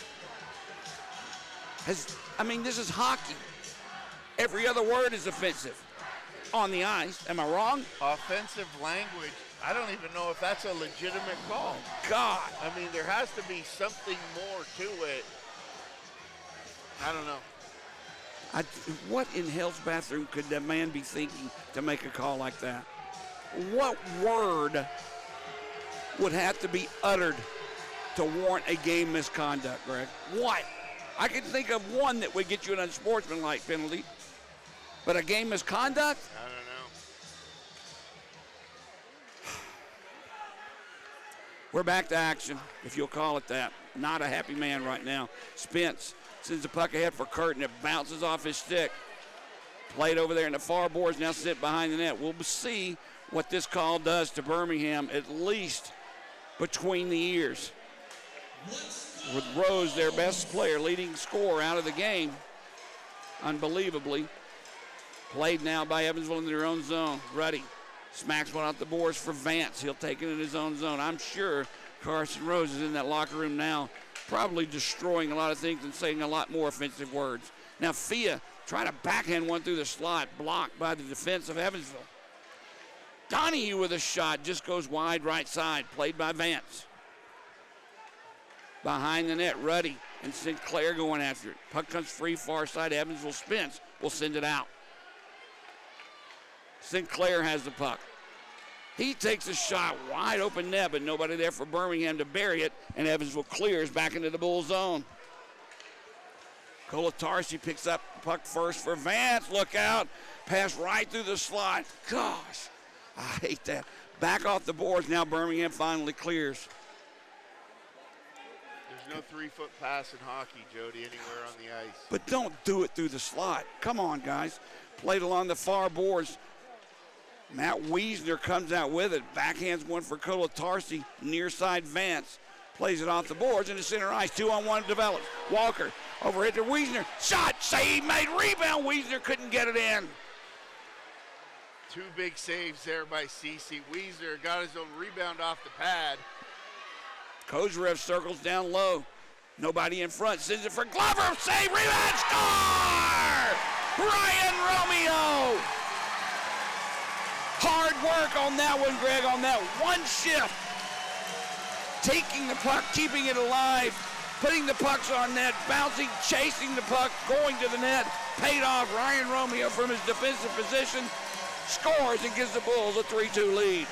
And I tell you what, as much as I hated seeing Carson Rhodes being thrown out of the game, Jody, I think it really raised the tempers of the boys on the bench a lot more. So. They said, you are not going to do that to us. And the boys answered the bell there in that first shift out, took it to Evansville, and what a great shift. We'll get the call in a minute, but that's a big goal. Here's the call. Score by number 9, Ryan Romeo. His 5th goal of the season, his first goal of the playoffs. The assist, number 19, Drake Glover. And number 7, Nikita Kozarev. So Kozarev and Glover on the assist. Bulls take a 3-2 lead.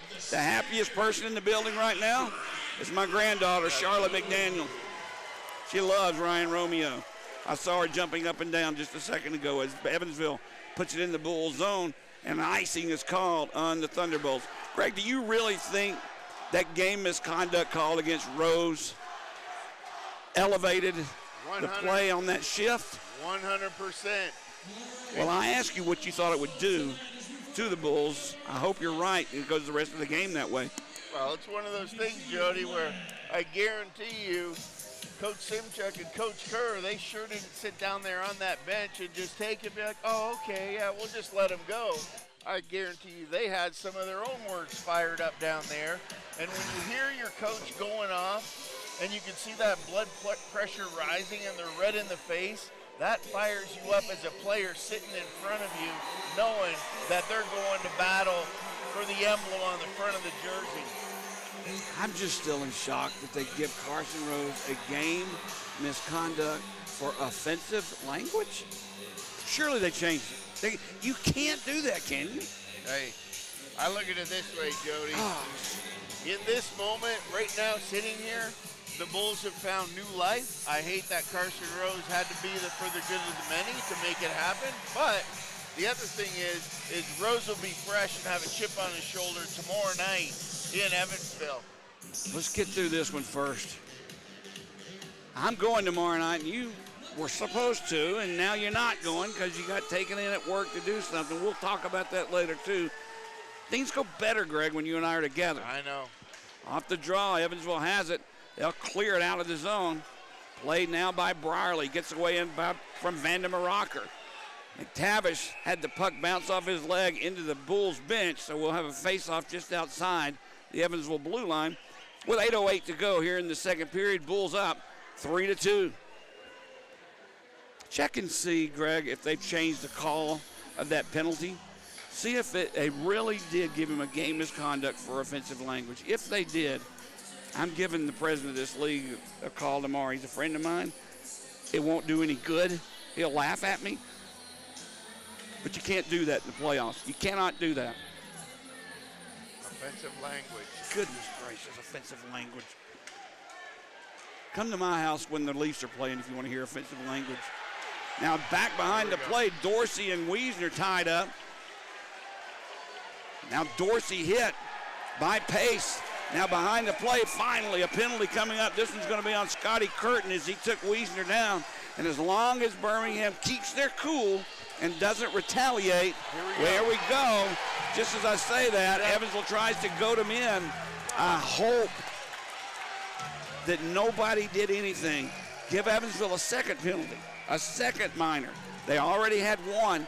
Now they're still pushing and shoving, pulling, face washing along the near boards here. Sinclair and Ruddy having some words.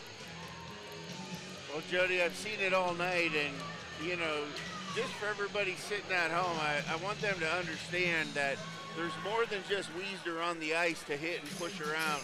So, like, I don't understand that. He just got hit at center ice. The kid's just a workhorse. He keeps getting up, abuse after abuse after abuse. And after he gets hammered in the corner, he gets up and has to take 2 shots in the face. I believe Wiesner's going to get a penalty as well. I see Curtin. Here's the call. Curtin, 2 minutes for tripping. Number 91, Scott Curtin, 2 minutes for the trip. Time of the penalty. Okay, I was wrong. 12:09. 12:09 the time of that call in the second period. Birmingham on their first power play of the night, Greg. During the season, Birmingham the third best power play in the league. 43 power play goals, a 24% success rate.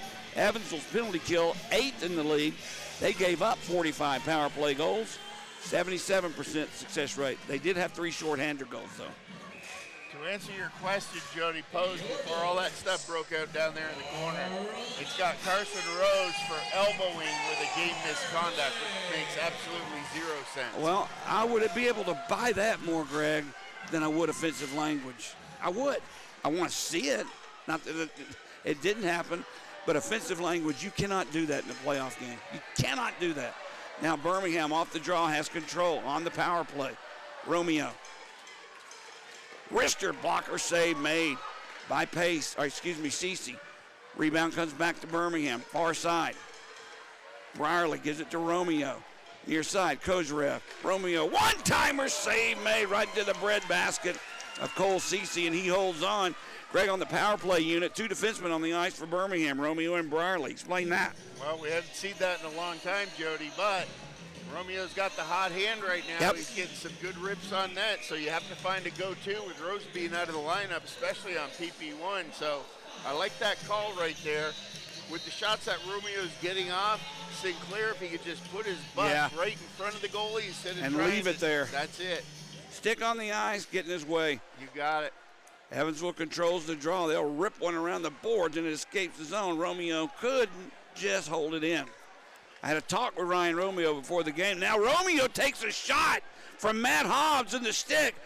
Referee was right there. He didn't get it, Greg. I saw that. I'm telling you, that's 2 or 3 times. Hobbs is the instigator here, Jody. He needs to be handled. Right into the rib cage, Romeo took that shot. Still on the ice, though, has the puck. You can see he's hurting. Down low is played. In front, Sinclair was there, but it's knocked away by Pilot. Now the puck is played far boards. Zhukov will skate away. Romeo back. Kozarev comes in as well. Zhukov cuts through the defense. Has his stick lifted, puck taken away. Romeo, he is laboring, Greg, behind his own net. He's calling for some help. We're down to 40 seconds to go in this power play. Oh, I knew when he was on the blue line, Jody, he didn't go after that puck on the wall. Now Birmingham can't get it back in the zone. Romeo finally coming off. Vance in his place. Down to 25 seconds remaining on the Bulls power play as Vance gets it ahead to McTavish. Donahue will pick up the trash, brings it in, but McTavish was hit on the play and was offside. As Yuskevich made sure he stayed offside. I don't know, Greg. I mean, I'm okay with physical play, especially in the playoffs. But any kind of stick work that goes on, you make that call. Well, and that's, you know, that one key piece that we talked about, Jody, because I guarantee if Collins was here or, you know, go down the list, that type of stuff wouldn't be happening because the first time he came at it and had a stick infraction and doing some of the stuff that Hobbs is doing, he would have been taken care of. But you send Rose off for a game misconduct, but don't call that. I mean, and it's right in front of you. You had to see it. We're down to the last 10 seconds of power play time for Birmingham. One last rush as Fia will bring it in. Curls around, sets it up. Vance, Wrister, save made, rebound loose in the slot, calmly cleared by Evansville as they've killed the penalty and are back at full and even strength. Donahue will bring it in. He'll slip one around the boards near side. Adams lost the puck. It sets free through the slot. Vance tried to poke it free, couldn't do it, and Curtin brings it back in. He takes a hit there from Clark. Played behind the net. Romeo back on the ice.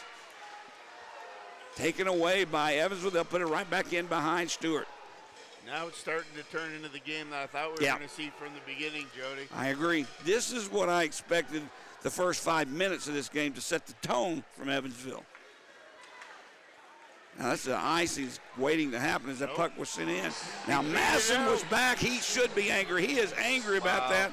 He beat the defensive player for Evansville back for that. That was Lindbergh he beat back to try. That's a set play for Birmingham. Well, so for the fans at home, anytime a puck goes down all the way down the ice, and it's going to be an icing, before the referee blows it dead, there's a race to the hash marks in front of the net, and Masson was the first one there, and for whatever reason, they just didn't see it. And well, Masson was not happy about it, and I can understand why. Zhukov on the draw. Opposite McGregor Sinclair. Puck drops. Zhukov again goes down on that knee. Every faceoff he takes, loses it. Birmingham clears. Just gets past Walker, and icing will be called again as Lindbergh would have been the first one to catch it up. Well, that's an icing, Jody. That was icing. Yeah. We'll have our last media timeout of the second period with 4:54 remaining in play here in the second period. 3-2 Birmingham leads. Out shooting Evansville 19-8 at least on the scoreboard. I don't know about the official count, but either way, this is an exciting game, and I mean game as in hockey in general. I'm not talking about tonight. But when you have it in the playoffs as well, I don't care what sport you're talking about, nothing compares to playoff hockey. Nothing. Absolutely not, and that's where you talk about the impact of Rose getting jolted off the ice the way that he was, and I still don't understand that. No, I don't either. On the oh, okay, there it is. Okay, so verbal abuse of an official is the official. So we've went from you cussed at me to maybe you threw an elbow to now you verbally abused me. And that would have made sense if the original elbowing they had up, maybe he ran into a linesman and gave him too much of an elbow because I don't know, Greg. That would dictate why there wasn't anything put on the scoreboard because it wasn't a penalty against Evansville. Verbal abuse. Let's remember that terminology. You take Birmingham's best player, at least offensively, off the ice for verbal abuse. Now Ruddy takes a slap shot. Masson, a good job, knocks it down. Loose puck picked up by Masson. Penalty coming up. This one will be on Evansville as Pilot touches up. Yep. Holding. 4:43 now to go. What a nice play by Zach Masson to block that slap shot from Ruddy. It was a big, powerful, big shot. Yep. And holding is the call. This one, I believe, is going to go on Harrogate. Yep. Well, Masson, as he was blocking that shot, down to the right of Stewart, Harrogate and Clark were battling, and Harrogate grabbed his stick, pulled it out of his hands, and, holding. I mean, I don't understand why they just can't understand the rules, play by the rules. You can still play hard within the rules, but you can't do what they're doing. Power play for Birmingham again, 0 for 1 so far on the night. Off the draw, Bulls control. Romeo slides it for Brierly. Again, 2 D-men out for the power play unit for Birmingham.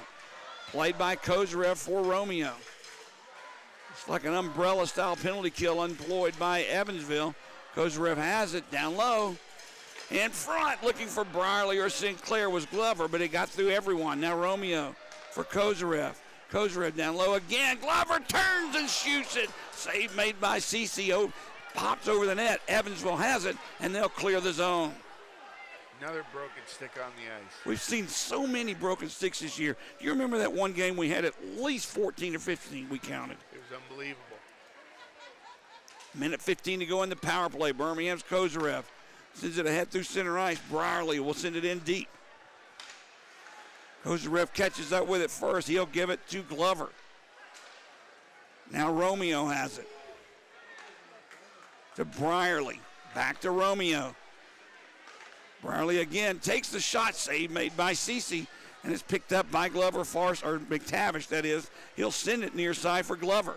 Cross-ice pass connects with Brierly. He'll send it back to Romeo. 45 seconds to go in the power play.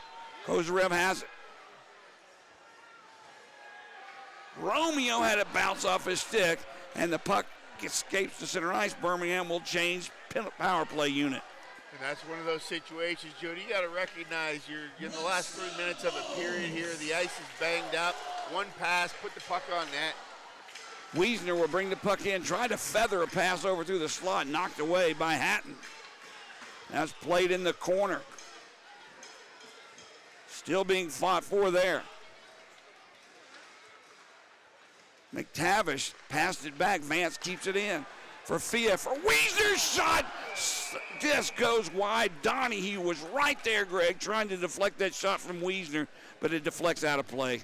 Donahue trying to deflect it, and you talk about CC making a save here, coming across, watch, right off the end of his stick. That's two incredibly lucky saves tonight. Well, but they count. You got to be lucky to be good, and in order to even be in that equation, Jody, you have to be athletic. So that is one thing that we're seeing out of CC right now. He is doing everything in his control to stop this onslaught from the Bulls. Yeah. And I tell you right now, my count, since Evansville got the first 4 shots, the Bulls have had 17 unanswered. Off the draw, and penalty is over with. Evansville's killed 2. They're back at even strength. Puck in the Bulls zone. Sent back to the blue line. Ruddy backhands one in through the slot for Spence. Knocked away by the Bulls. And with 2.5 to go here in the second period, Ruddy in his own zone will play it. Chase Ruddy just back from the East Coast Hockey League for the playoffs. Tried to get it out. Walker intercepts. CJ back for Kolatarski, sends one well wide of everyone. Vance picks up the puck, slides it behind the net. Thea trying to hang on. Masson comes in to forecheck as well. Puck underneath of him and Spence. Poked free, and Evansville gets it to Harrogate. Loses the puck. Intercepted. Walker with a shot. That one goes wide. Walker had the right idea there. Just double clutched it. Play in the puck in the Bulls zone, or the Evansville zone, played by Zach Masson. Gets it to Walker. Curls away from the defense. For Kolatarski, far side. Return from Masson. His shot deflected by Pilot. Still loose. Clark has it. He'll send it into that far corner. Comes behind the net. Pilot will pick it up for Evansville. And he'll just backhand a high one back to center ice to clear the zone. Clark better watch out. Harrogate trying to take it away from him. He clears the zone, but Evansville has possession. And I don't mind that play by Clark, Jody. He felt the pressure and immediately just dumped it out. Play behind the Bulls net. Clark absorbs a hit from Dorsey. Puck comes free for Zhukov. Valent has it. Into the corner. A minute left to go here in the second period. Puck comes free to the near side. Bulls Wiesner will clear it. Gets it ahead to Glover, who just sends the soft one into the Evansville zone. Down to 45 seconds. Why am I wanting this period over with so quickly?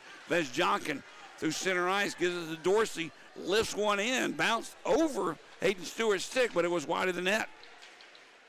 Tricky shot. McTavish off the boards into the Evansville zone, played by Valent. He backhands it, no one there but McTavish, who gives it for Brierly. He goes down, but it still has possession. Now Fia tied up behind the net.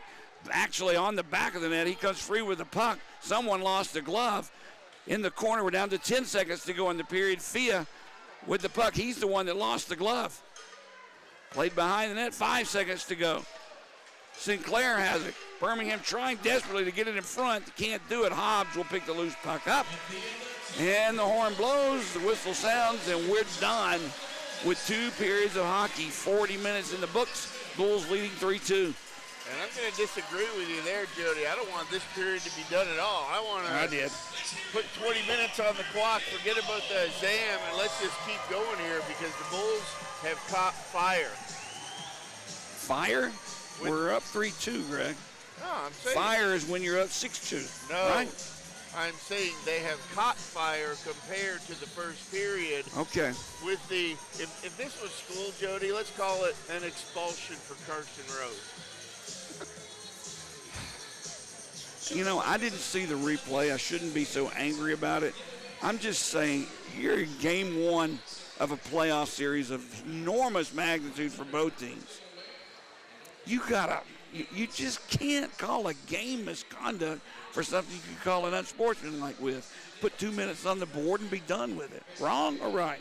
Well, Jody, in all my years of professional hockey, junior hockey, college hockey, there's only one thing that you can say to a referee that gets you immediately tossed out.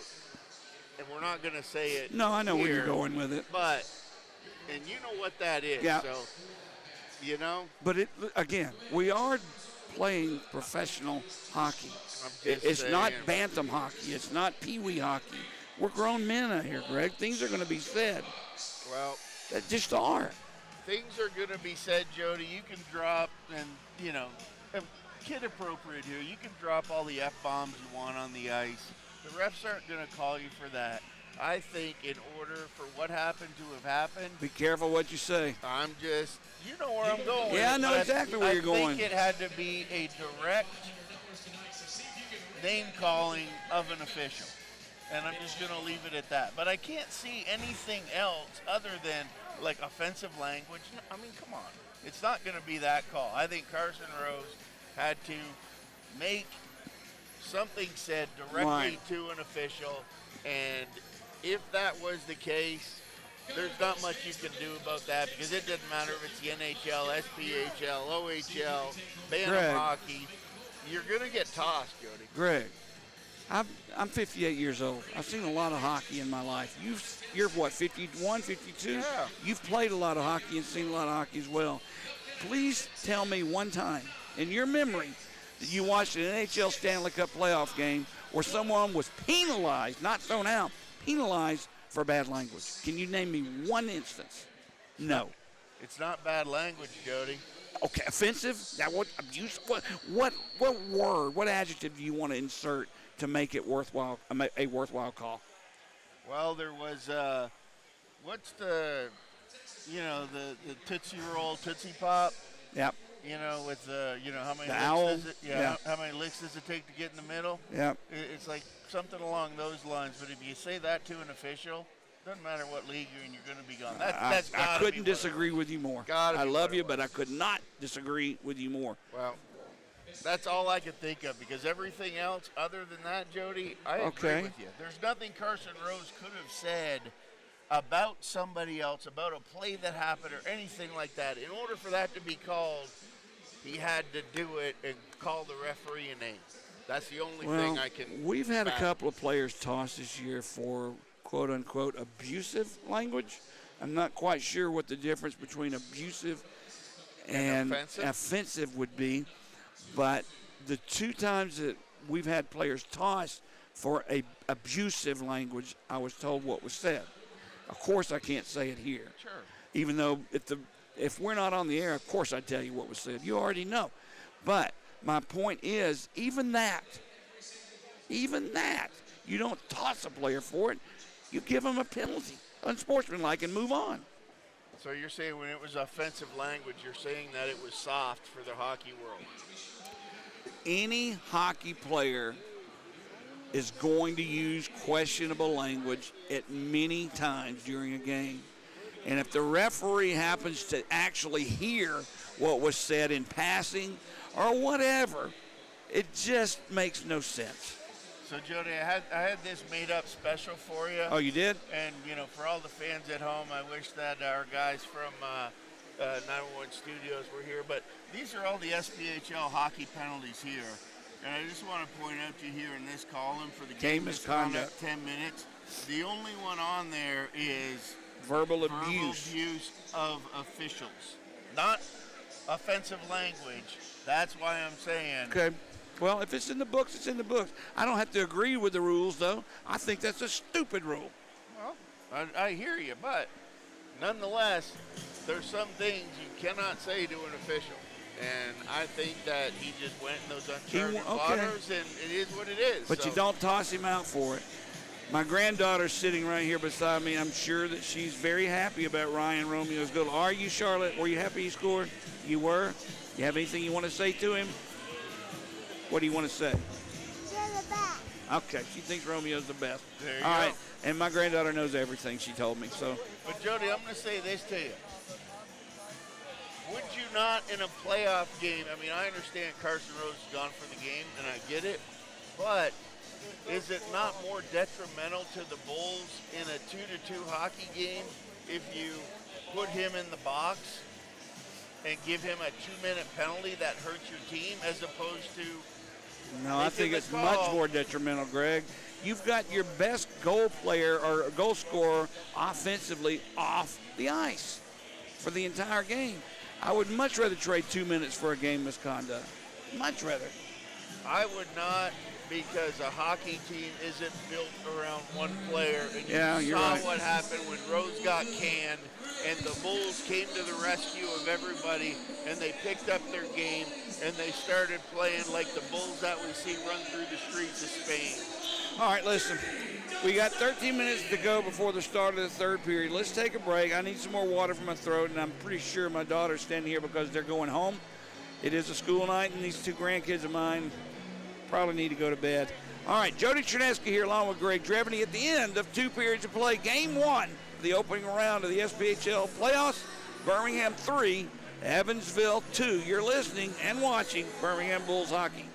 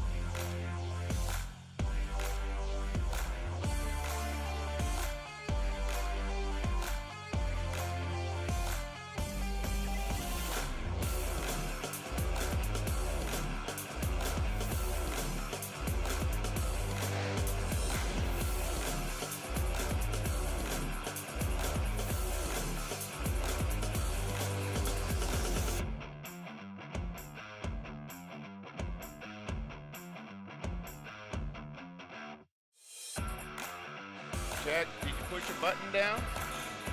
Check. Check. There we go. What the hell?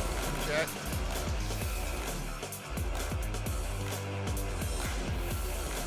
Yeah. Can you hear me?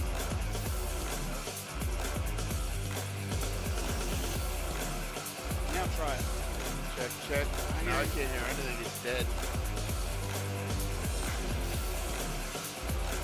How about now?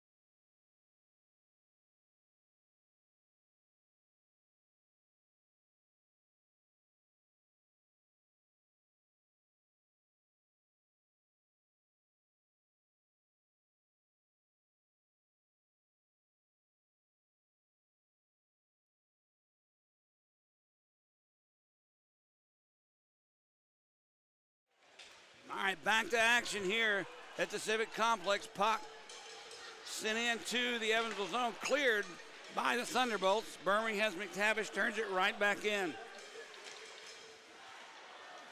McTavish. Centering pass off the stick of Maston. Comes outside the zone where Hobbs will send it in deep. Comes right back off the boards to Stewart, who gloves it and holds on for a faceoff. Good job by Stewart pulling that one down. Saw it kind of came off goofy on the side of his net there, making no mistakes here going into this third period, even 30 seconds in. Got to slow it down and make sure everything that you do from this point forward is directive and has purpose. And if something gets out of sorts, just take the whistle, reset, and that's exactly what he did there. Good job by Stewart. Face off in the Birmingham zone. If you're listening on YouTube TV, or excuse me, YouTube audio, let us know if you can still hear us. Now a shot by Ruddy right off the draw. Save made. Rebound comes to Spence. He deflects it wide. Play along the far boards. Clark has it. He'll backhand one out. Can't get it out of the zone. Finally, it'll come to Wiesner. Matt Wiesner sends it ahead to Clark. Clark for Wiesner. A shot just goes wide to the left side. And the puck comes all the way back to center ice. Played along the near boards. Pilot sends it far side for Chase Ruddy. Just underway, third period, 3-2 Birmingham. Harrogate takes the loose puck. He'll bring it in the Bull zone. 4 players back. Harrogate still with the shot. Stick the side by Stewart. And the puck comes back to center ice. Loose there. Sent in two, right in to the Evansville zone. It goes wide. Picked up by Bronson Adams. He lifts one into center ice. Taylor Briley will have it for Birmingham. Ahead for pace. Glover will tip it in. Going in. Pick it up as Adams. He drops it far side. Zhukov will take it away and skate. Drops it near side. Adams had it taken away by Fia, but it went right to Yuskevich. Who'll put it into the Bull zone. Icing will be called as Yuskevich was not across that center ice stripe yet.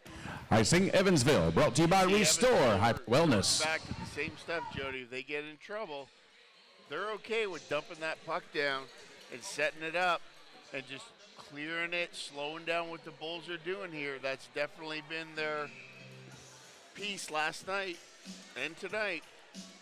All right. And I can't hear myself anyway, but I'll just keep talking. I can hear you. If you can hear me, I can hear you perfectly. Okay. I know it sounds weird, but we'll get through the last 18 minutes of this. I'll bet you it's something with a headset. I'll fight through it. Let's just keep going. All right, face-off controlled by Evansville. That's Adams. He'll get it to center ice. Tipped into the Bull zone. This was going to be icing, but it's caught up with first by Harrogate. He'll send it around the boards. Fia catches up with it first, but can't escape. Yuskevich takes the shot, deflected by McTavish. And 2-on-1 if we hurry. Here comes Nick Fia. Valent back. Fia in front, save made. I don't think Cece knew where that puck was going, but he did make the save off his stick and covers it. You saw Fia there cutting wide down that left side, coming across. I think he just ran out of real estate there, Jody, because I think the play that he wanted to make, he was trying to throw it back across the slot to the Bulls as they were coming down that right side rebound lane towards CC. All right. Face off in the Evansville zone. Puck drop. Wiesner gets it back on the point for Kolatarski to Vance. Down low, Walker with a shot. That puck went right through the crease. Now Bull is in the net. That's Sinclair. He gets up and out of the way. Tried to get the puck, but it was out of his reach.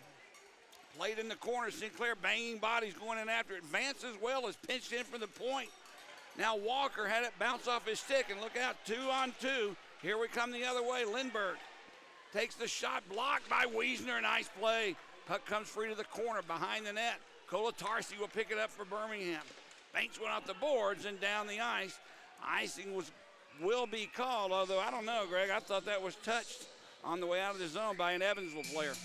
It was touched on the way out, but we'll take that, slow the game down, come back down. But what a defensive play by Wiesner there, back as the third forward for the Bulls. Acting like a defensive, stepping up on the play, taking the body, and that's exactly what you have to do in this kind of a game, Jody. All right, face off to Hayden Stewart's right. Still waiting for the puck to be dropped. Finally dropped. Glover gets it back to Vance, who will whip it around near side for Wiesner. Tips it to center ice. Birmingham will change lines. Pilot picks it up in his own zone. He'll escape out right in front of his own netminder. Ahead to Scotty Curtin. Curtin sends one in, gloved by Stewart, but it bounced away from him, loose. It'll be played far side now. Kozarev lets it go. Spence catches up. Save made by Stewart. Off the shot from Grant Spence. Birmingham tried to clear, finally does as Romeo chips it to center ice. Spence will bring it right back in. Matt Clark plays it behind his own net, drops it to Romeo. Romeo had it bounce off his stick. Fia was there, though. He'll save it for Matt Clark. He sends it ahead for Nick Fia. Fia gets the skates going. He'll cut right wing side, curls back. In front, shot taken and gloved easily by Cole Cece. Face off in the Evansville zone. Fairly safe play there by Fia. You could see with Masson coming in, slash it through on the backside. Fia looked, tried to get it to him, but he couldn't get that pass clear across there without having the possibility of Evansville defender picking it off. So he just turned, fire one in on net, and the Bulls will get a face-off.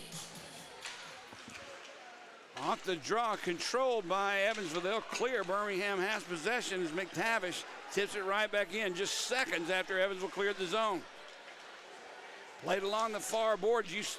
As Jonkin clears it ahead for Harrogate. He can't get around the defense of Brierly. Loose behind the Bulls' net. Two Evansville players going after it now. A third. Puck comes, the net comes off the moorings but bounces right back down as Birmingham. They'll tip it behind their own net. Brierly with the pass. Clark with the puck. Still relatively a newcomer to the Birmingham Bulls, Matt Clark has fit in really well, nicely, physically and defensively. Now the puck bounces off the stick of Sinclair, and here comes Evansville. Hatton has the puck. Knocked away from him. Birmingham will bank one off the glass into center ice. That's Sinclair. He'll give it to Vance. Vance has Walker with him. Takes the shot. Blocked in front. Loose. Shot by Vance. Goes off the blocker high and wide. Played in the corner. Lincoln Hatton. As Valent ran interference for him, he clears the zone. Off the stick of Lindbergh. Kolatarski has it. Now Hatton goes down there angry at the bench. Here comes Wiesner on a breakaway. Wiesner backhand save made by Cece. Now Scotty Curtin, that is, just hammers Wiesner into the boards. Greg, Wiesner was all alone. He just could not beat Cece with the backhand. Great drive there by Wiesner. Coming in, making the play. Forehand look, goes to his backhand. Great save by Cece. But once again, Jody, you see the stuff after the play.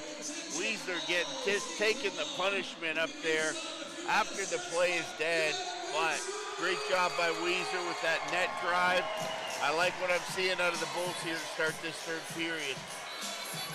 14:43 remaining now in this third period of play. This is an intense hockey game and a very important game one of this series. Birmingham up by 1 goal.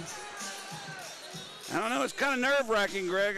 You're at home. You've won home ice advantage through at least the playoffs by virtue of having a successful regular season. But it all boils down to this. What can you do with game one? Face-off will come up in the Evansville zone. There we go. Yeah. To the left of goaltender Cole Cece. Drake Glover for Birmingham on the draw. Grant Spence for Evansville. Controlled by Glover. Far boards Kozarev. Tried to get it deep to Donahue. Another line juggling situation with Rose out of the game. You have to do this. Now Birmingham loses control of the puck. Vandermeer Rocker gets around the Bulls' defense. He takes a shot. Dangerous one, goes high. Off the blocker of Stewart. Now Donahue will take the puck in. He's got Glover trailing. Draws it back for Glover. He couldn't reach it. It was too far behind. And now Curtin sends it ahead to center ice. Vandermeer Rocker once again tries to get around the Bulls' defense. Drops it for Curtin. The puck will come behind the net. Kozarev fighting for it. Curtin comes away with it, though. He gives it back to Pilot. Played behind the net for Spence. Far side, Vandermeer Rocker shot turned aside off the side of the net. Spence plays it to Curtin. Now the pressure applied by Evansville. Shot taken there by Curtin. Save made by Stewart. Curtin picks up the puck off the stick of Vandermeer Rocker. Gives it to Pilot. Adam Pilot cuts behind the net. Wraparound shot. Goes wide of the net. Played along the near side. Vandermeer Rocker drops it. Curtin with the puck. Sets it up for Spence. Slap shot blocked by Fia. And the puck goes into the netting. Out of play. Greg, pressure is definitely being put on now by the Evansville Thunderbolts. Well, you can see both sides picking up their play here, Jody. Evansville's definitely found their legs here in the third period. But the Bulls, I feel like they're meeting them right halfway, and they're coming back with their own pressure of their own. And CC's had to make 2 or 3 big saves, or the Bulls would be up by 2. Face off to the left of Hayden Stewart. Puck drop controlled finally by Birmingham, who clears the zone. Put right back in by Bronson Adams. There's Zhukov with a shot, goes wide. McTavish hits him for good measure. Puck played behind the net once again. Possession and control of Evansville. Vazjonkin with a shot, saved Stewart. And with Zhukov cruising right in front, if he doesn't cover that, Greg, it's a tying goal. Well, you saw Stewart there, Jody. That shot, big shot from out just the top of the circle. And Zhukov right there, coming right in front of Stewart. And just kind of overskated the puck, but great job by Stewart to get down on that one quick, because that could have really been trouble. 13-12 to go here in the third period. Bulls trying to protect and build on a 1-goal lead, up 3-2. One game was canceled tonight, Greg. Pensacola's game with Peoria was canceled due to bad weather. It's very rare that happens as we're back to action. Valent takes a shot, whistles it high. Puck bounces to the near boards, cleared by Wiesner, who takes a big hit from Harrogate. Kolatarsi retaliates for him, now behind the play. Zhukov behind his own net, penalty coming up on the Bulls. Zhukov with the puck. Banks one off the boards, Wiesner touches up. And Birmingham will be back in the penalty box. Second power play of the night for Evansville. And you can see Walker, he does not like that call at all. Got mixed up with the Evansville defender back there on the backside. C.J. Walker, 2 minutes for holding. Number 29, C.J. Walker, 2 minutes for... Okay, look, I didn't see it. I'm not going to argue, but holding? I mean, at this point, your third period of a playoff game, round one, you just about have to do something horrible to hurt someone, in my opinion, to get a penalty, unless it keeps you off of a breakaway. I don't know, Greg. I just see things differently. Well, some of the stuff we've seen earlier, Jody, definitely one of those things that there wasn't any ill intent there, and nonetheless, he's going to the box here for 2 minutes. It's a big Evansville power play here. Huge penalty kill for the Bulls, and we clear the zone to start the power play for Evansville. In their own zone, Brendan Harrogate will skate through center ice. 3 Bulls back defensively. Spence sends it into the corner. Grant Spence getting a lot of ice time here in this third period. Birmingham will try and clear. They'll bank it off the boards. Hobbs keeps it alive. Hobbs back at the point for Hatton. Return for Matt Hobbs. Romeo on him. Couldn't clear the zone. He did take the puck away, but it went right to Lincoln Hatton. Down low, Curtin with the puck. Has Hobbs in front. Harrogate. Oh, he scores!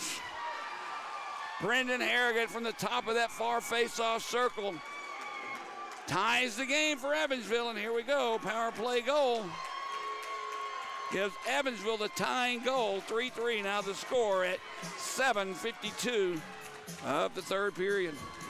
That's one of those situations there, Jody, where Harrogate just had the slow walk out of the corner and that tight curl to the top of the circle.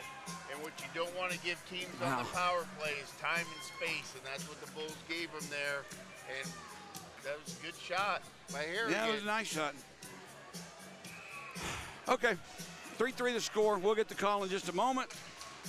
We got a brand new hockey game. Here's the call. 61, Brendan Harrogate. The assist, number 5, Lincoln Hatton. Goal scored at 7:52 of the third. So Hatton on the assist from Harrogate.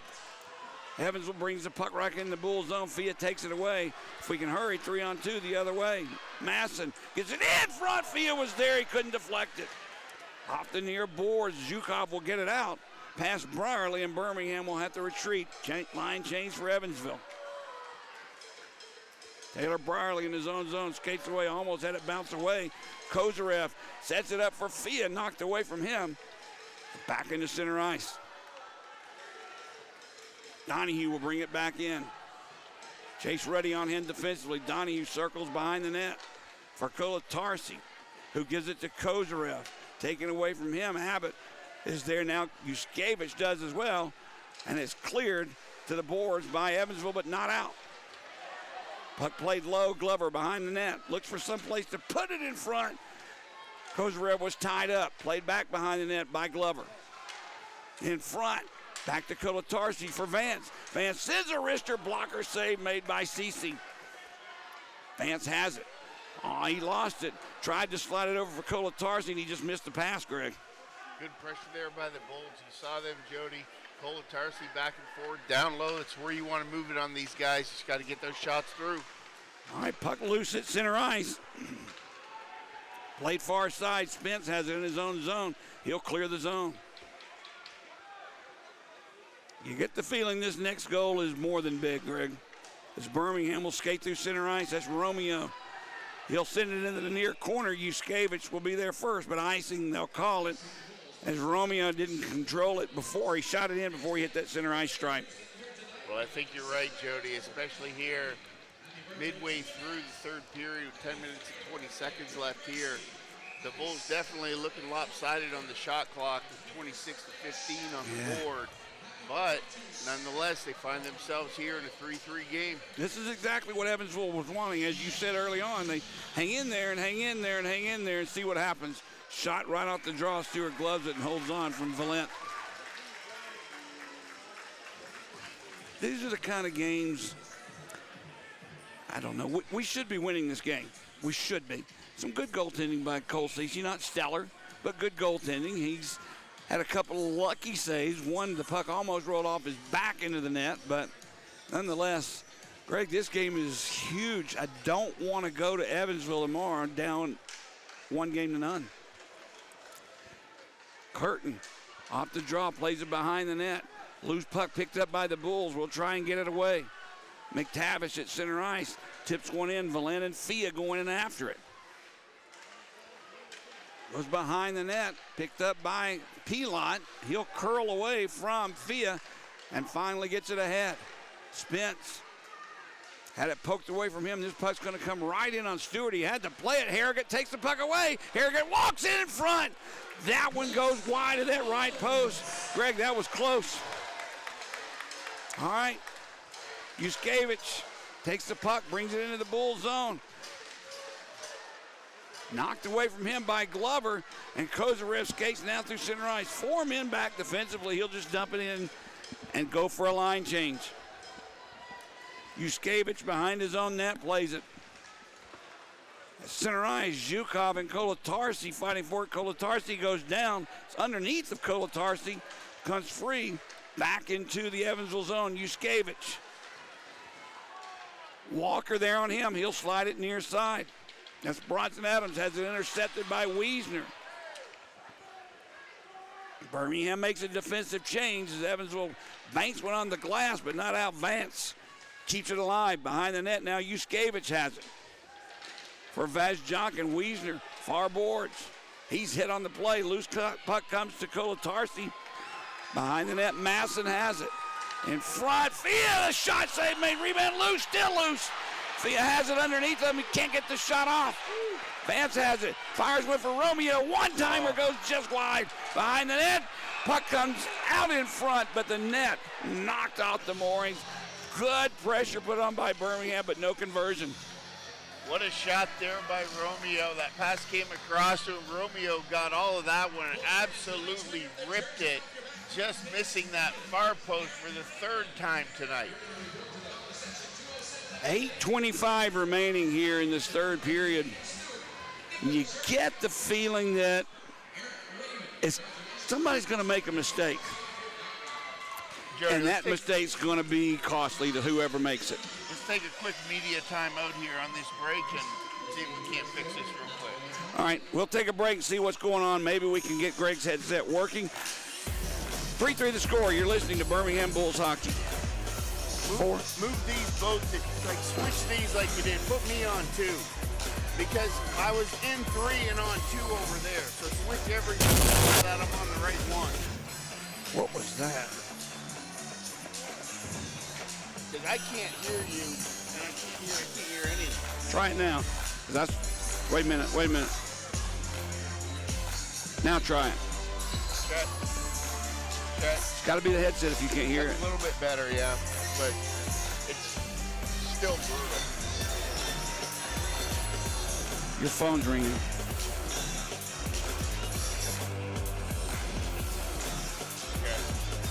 All right, sorry about that, folks. We're trying to get this. We are not audio engineers. Trust me, we're not audio engineers. We just want to get this win in this hockey game. Face off to the left of Cody Ceci. It's dropped loose along the far boards, and Evans will clear it to center ice. Clark will whip one in far corner. Puck comes back. Romeo sends a slap shot. Blocker saved by Ceci. Romeo has clocked 1, 2, or 3 times. It just that one time he beat him, but not the last 2, which were really better shots. Puck loose at center ice, picked up by Clark. He'll bring it in offside as Fia couldn't clear the zone. I tell you what, Jody, Romeo is shooting rockets out there tonight. He's had 3 or 4 from that point that have just been absolute bombs. And CC had to make another big save on that last one, deflecting that puck up. But you can see where those pucks are going straight up into the air and coming back down. So the Bulls need to keep that pressure, get a little bit more of a net front presence, see if they can't bang in one of these rebounds. All right, Greg, I've got you pumped up just about as loud as you can go on both your mic and the earpiece, so we may have to get with Pat Johnson after this game and figure it out. Taylor Brierley with the puck. Under 8 minutes to go now in this third period. Bulls and Evansville tied at 3. Lincoln Hatton sends one into the far corner. Pace catches up with it first, sends it far side. Donahue with it. Taken away from him by Hobbs. There's a shot deflected wide in front behind the net. The puck was sent right out in front. Birmingham somehow manages to keep it out. Brierley with the puck. In the corner, he'll bring it behind the net for Pace. Through center ice, Kozarev gives it to Matt Wiesner. No one back for Birmingham to help. Now Wiesner spun around by Peli, and that's going to get a holding call on that as Wiesner was spun around with the right arm of Adam Peli, and Birmingham will on the third power play of the night. I can't even believe he turned and said something to the referee there, Jody. I mean, that was just crazy to me because as a defender, you can't take your hand off your stick and grab a hold of the guy's shoulder and spin him around like that. Okay, while Greg changes his headset wiring, with 7:09 to go here in the third period of play, Birmingham will be on the power play. Third one of the night. 0 for 2 thus far. Face off in the Evansville zone to the right of Cole Cece. Waiting on the puck to be dropped. Hobbs on the draw. Birmingham controls, though. Vance has it. Cuts a high slot, gives it to Fia. Down low, it's played to Masson. Back for Vance. Far side, Wiesner. Return to Vance, and it got by him. He took his eyes off the puck, looked where the goal was, and it went all the way back into the Bull zone. 6:48 to go. 1:39 remaining on the power play as Donahue brings it into the Evansville zone. Far corner, chips it around the boards. Fia was there, but nobody was back defensively. Vance has it. Back in his own zone. We're 1:20 left in this power play for Birmingham. As Wiesner sends it far side. Birmingham needs to get some kind of offensive zone time. Fia brings it in. He's hit by Abbott. Plays it behind the net for Sinclair. Far side, Glover has it. Down low for Fia. Back at the point for Vance. Kozarev has it. Back for Vance. Now to Fia. Glover, that is. Kozarev has it. Glover fanned on that one-timer. He gets back to him, though, from Fia. He gives it to Carson Vance. Kozarev, nice backhand pass. Vance, a shot. Blocked in front. Now going down on the play was Zhukov trying to draw a penalty. None forthcoming, but Abbott clears the zone. Vance has it. He sends it ahead for Kozarev. Whistle is called. They're going to call offside on the Bulls with 33 seconds remaining here on the power play for Birmingham.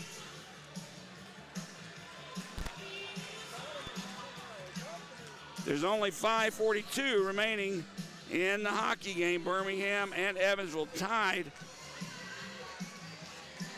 at 3.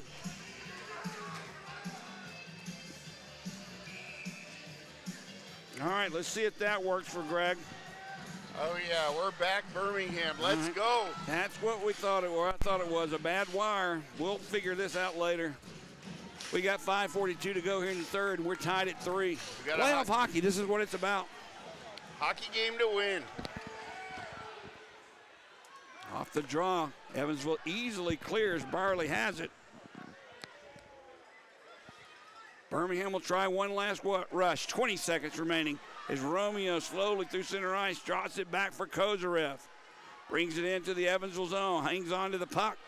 Near boards, Kozarev. Back for Brierley. We're down to 7 seconds to go in the power play. Romeo for Brierley. Return for Romeo. He'll try and risk one. It goes by everybody. Barley has it. Evansville's back at full and even strength. Barley has it. Save made. Rebound loose. Down the shot. Score! Nikita Kozarev buzzing around the net. 3 Bulls. It wasn't a power play goal, Greg, but it was scored because of that man advantage. Evansville just could not regroup and get the puck out. And Birmingham with a 4-3 lead. Absolutely. Talk about offensive pressure there, Jody. Good job moving the puck low to high with an absolute bomb coming off. 1-2, Sinclair, second stab at it. Kozarev came in at the third attempt and put it in over the diving Cece to give the Bulls a 4-3 lead with 5 minutes and 1 second left here in the third. We'll get the call on the assist in just a few minutes, but what a play. Birmingham had to have that goal. Just had to have it. Here's the call. Score by number 7, Nikita Kozarev. His 19th goal of the season, his first goal of the playoffs. The assist. Number 39, McGregor Sinclair, and number 6, Taylor Brierley. So Brierley and Sinclair on the assist. That's Kozarev's second point of the night. A goal and an assist. This has been an up and down game, not one that I really expected to happen the way it did, but nonetheless, I'll take it, a 4-3 lead for Birmingham. Back to action. Now we got Wiesner and Dorsey tied up. We're going to have a slashing call, and I'm afraid this one's going to go on Dorsey. Wow. He'll call slashing on Matthew Dorsey. Now Wiesner back on the bench, so it will not be a coincidental minor. Dorsey goes off at 15:06 of the third period. Birmingham desperately needing a little cushion here, Greg. They're up by 1, less than 5 to go. I would say these next 2 minutes are very important, but I will say this. Birmingham better be very careful what they do, because anything that happens out there, a call is going to be made and a penalty will be on Birmingham. Absolutely, Jody. And honestly, I don't get what the attraction is there from Dorsey to Wiesner. We've been seeing it all night long. And you know what Wiesner do out those draws? He's going to get on everybody's nerves. He runs his mouth. That's what he's here for. Well, he does a good job of it, too. Absolutely. He's a disturber. But well, you put it nicely. We used to call those S disturbers, if you know what I mean. I'll take it. Or stirrer, but he's very good at it. We talked about the documentary that showed a brief play of in the first period. I can't wait to see what Wiesner says and does, because they've got him mic'd up half the time during these games. That'll definitely be something. It'll be funny. He's that guy. You talk about that little bit of sandpaper, that guy that just gets underneath the skin of opposing players, and he fits that role to a T, Jody, and I love it. Dorsey gets sent off for slashing. Face off in the Evansville zone. Glover opposite Matt Hobbs. Loose underneath both. Brierly comes out with it. Down low it's played. Sinclair far side. Kozarev return for Sinclair. Brierly is shot. Save made. Rebound comes all the way back to Brierly. Inside the blue line, Romeo slides it back for Brierly. Romeo, far side. Kozarev thought about a one-timer. Plays it down. Let's go! Drake Glover deflects the shot from Nikita Kozarev. And Birmingham on the power play. A huge power play takes a 5-3 lead. And we talked about it early in the game, Jody. If the Bulls can stay away from the stupidity and play the smart game, it will help them in the end. And they stuck to their game. They've been battling. They've been standing up to Evansville all night. And Evansville, they took the game out of their own hands here with 4 minutes and 29 seconds left on just an absolute silly neutral zone penalty by Dorsey. Glover on the goal, a power play goal at that. What a play by Kozarev, identifying him down low. Score by number 19, Drake Glover, his 34th goal of the season, goal of the postseason. League leading goal scorer on the year, Drake Glover, adds to that total. His first in the playoffs, though. But what an important goal that is as we're back to action. Pulls up by 2. Vazjakin will bring the puck in. Cuts behind the net. Nobody was there but a Bull. Now it's sent to the near side. Forechecking will come alive for Evansville now. They'll send everybody they have. They have to. Vazjakin far side off the stick of Ruddy, and Birmingham clears. Fia brings it into the Evansville zone. Feeds it for Vance. Slap shot, save, rebound. Masson couldn't control it. Now Pilot drops it back for Chase Ruddy. Counting the clock down, 3:40 to go here in this third period of play. Kozarev goes down. He intercepted the pass but couldn't keep his edge. Behind the net, Spence plays it. Ahead for Vandermeer Rocker. Through center ice, nice pass to Scotty Curtin. Look out, Clark on him. Curtin sends it in front. Intercepted by Birmingham, and I told you. There it is. There's the equalizing penalty. This one will be a slash on Birmingham. You knew it was going to happen. Wow. I thought it would happen during the Bulls' power play. Defensive zone penalty, I'm okay with that, Jody, because right now the Bulls are standing up and they're playing hard. But one thing I will point out, I love how the Bulls slashing. I love how the Bulls are coming. They're attacking the net. You see how hard guys like Masson are driving to the front of the net, looking for those rebounds on CC. That's what it's all about. All right. Will we see Cole CC pulled for 2 extra men since they're down by 2 goals? I think we will. Puck sent far side. Scotty Curtin has it. We'll keep an eye on CC. Harrigan takes a shot, goes just wide of the net. Played by Curtin to keep it in. Now Sinclair can't get it away. Curtin down low. Spence walks in front. Poked away by Stewart himself. And the shot never made it through. That's a big save there by Stewart, all alone in front. Little poke check to get that puck out of danger, and the Bulls clear it down. Now Lincoln Hatton behind his own net will skate away. He lost it. He has to circle back and pick it up. Hatton off the boards, comes down. That's got to be an icing call. It is, as Vance was going to catch up with it first. With 2:42 remaining, and that clock can't run fast enough for me, Greg. Hey, Jody, I'm telling you, you're looking at these shots, and this is where you talk about for the love of the game and clearing the mechanism. Doesn't matter how many shots you have. Doesn't matter your save percentage at this point. No. None of that stuff matters anymore. What matters is the next 2 minutes and 42 seconds are the biggest 2 minutes and 42 seconds of Hayden Stewart's year. I have not sat down the whole game, and I almost did then. I get back up. I can't change anything. I'm a little too superstitious. Off the draw, Birmingham has it. Tried to set it up for Vance, but it gets past him. He'll have to come back in his own zone. They're just killing time off that power play, which is good enough for me, as it's sent down by Kolatarsi, played by Cece behind his own net. Wasting no time. Lincoln Hatton skates away. Spence taps one in. Here comes Cece out of the net, just as I thought. 2 extra men now on the ice. With 2:16 to go, Birmingham down 2 men. 6 skaters to 4 for Birmingham. But Birmingham can ice the puck without penalty since we're killing a penalty. Romeo gets hit by Harrogate behind the net. Puck comes free in the slot. Hobbs has it. Hobbs, pressured there by Romeo, gets it back to Spence, who gives it to Hatton. Return. Spence down low. Hobbs loose in front. Cleared by Glover. Puck laid loose right in the goal mouth. Harrogate has it. 20 seconds remaining in the power play for Evansville. Spence, one-timer Hatton, didn't get through. Second shot by Abbott, never got through. Still loose in front now. Hobbs tries his best to sell a penalty. Didn't work. The problem is Kolatarsi lost his helmet, and he has to clear the zone. There's a puck bounce off the boards, almost into the Evansville net. Penalty is killed, and we're back at full strength, just not even, as the goal is empty to our left. Evansville still with an extra attacker. Stewart plays it around the boards. Zhukov pitches in. It keeps it alive. Down low, Dorsey has it.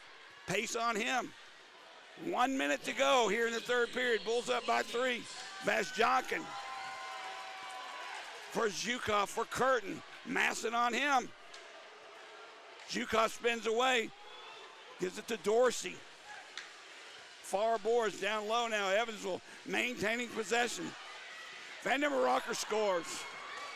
Here we go, Greg. 40.8 seconds remaining with the net empty to our left. Vandermeer Rocker scores from right at the top of that face-off circle.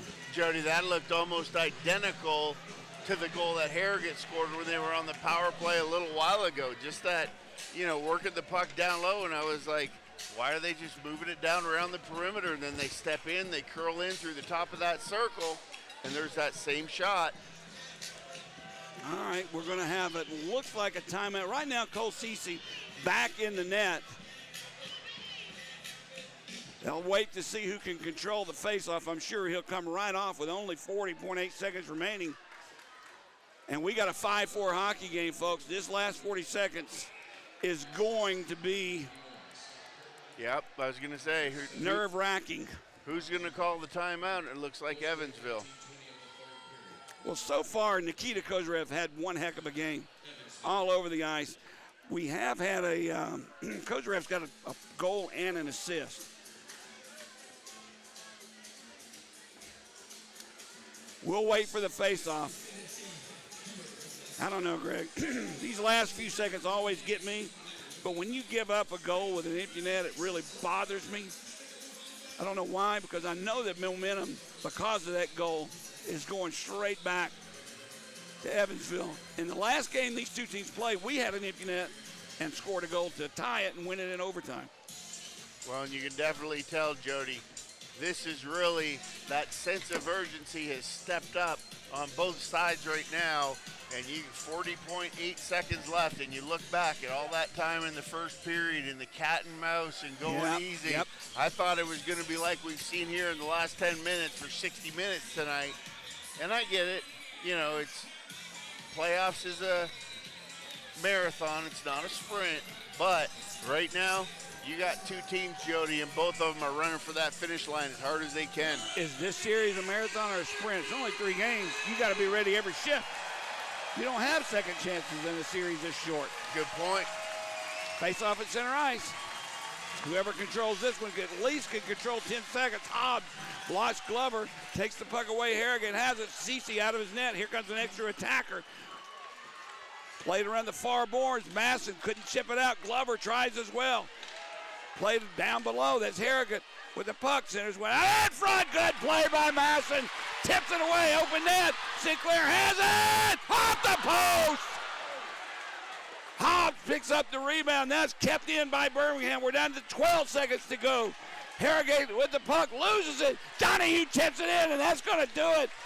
Chase Ruddy with the puck behind his own net, 5 seconds to 4.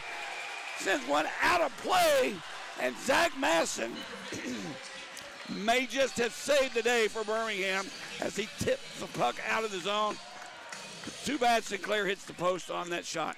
Absolutely. Sinclair had it, came off the Evansville defender on the blue line, tipped up out of the zone. He couldn't control it. Sinclair came down. It was a foot race. He had a wide open net, and he got all that one, Jody, and just absolutely rang it off the post. Came in at a 90, went out on a 90, over to the far side. But Evansville right there at the end of that, they were looking to throw the puck all the way down and turn it into a foot race behind Stewart, and that's a huge stick by Masson to send that out of play and slow this down. 3.2 seconds left to go here in the third period. Well, they added a second to the clock. Not that it matters, but you got to win control of the draw. Evansville lost it, but couldn't send it in, and that's it. Hey, huge. Now we got something going on behind the plate. Oh, yeah. Masson takes a punch from Hobbs. It all started right in front of the Bulls bench. Now Kozarev grabbed by Hobbs. Sharks around like a rag doll. This is about nothing more than sending a message for tomorrow night. Well, you can't penalize them now. The game's over. It's not going to matter unless it's a misconduct. And it looks like we're going to skate away.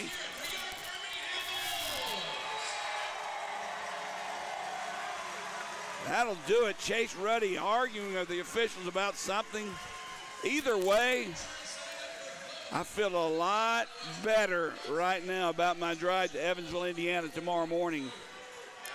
I'd rather go up there with a 5-4 lead, a 1-0 lead than deep down 0-1, Greg. Well, especially in this one, Jody. And that's where you talk about that momentum and carrying it over. And now, like we talked about in the pregame, here we are. And Evansville's the ones that having to go back. This one just slipping out of their way. And Birmingham reaching down, pulled it out in the third period. Got up 2 goals on Evansville. Evansville fought back, but the Bulls were there at the end to close the door and seal the deal on this first playoff win. All right, I see something that I don't like, and I'm going to say something to these 2 Bulls fans, if you don't mind. I'm going to kill my mic. They were having a discussion with some Evansville fans, and I want to say.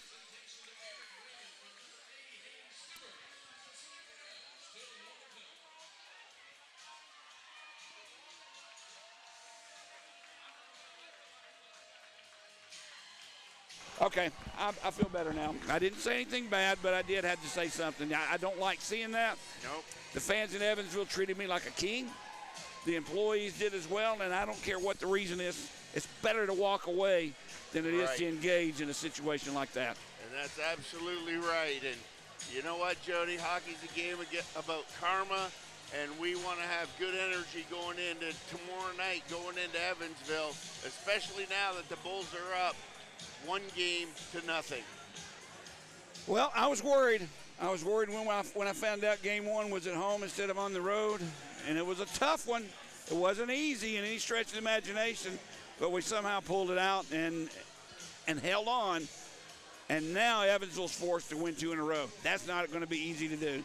Well, Jody, I was starting to get a little bit concerned when I saw what the weather was going to be like, and then, you know, we got here early today as we were sitting around. That game in Pensacola got canceled and pushed till tomorrow night.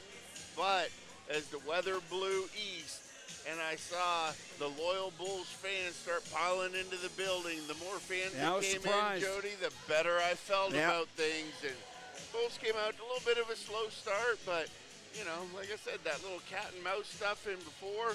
But the Bulls came back after Rose got ejected, and they sealed the deal in Birmingham Bulls style hockey. All right, let's take a break, play some music. I want to say something to these Evansville fans as they're leaving. Jody Chinesky and Greg Travis, we'll be back in a moment.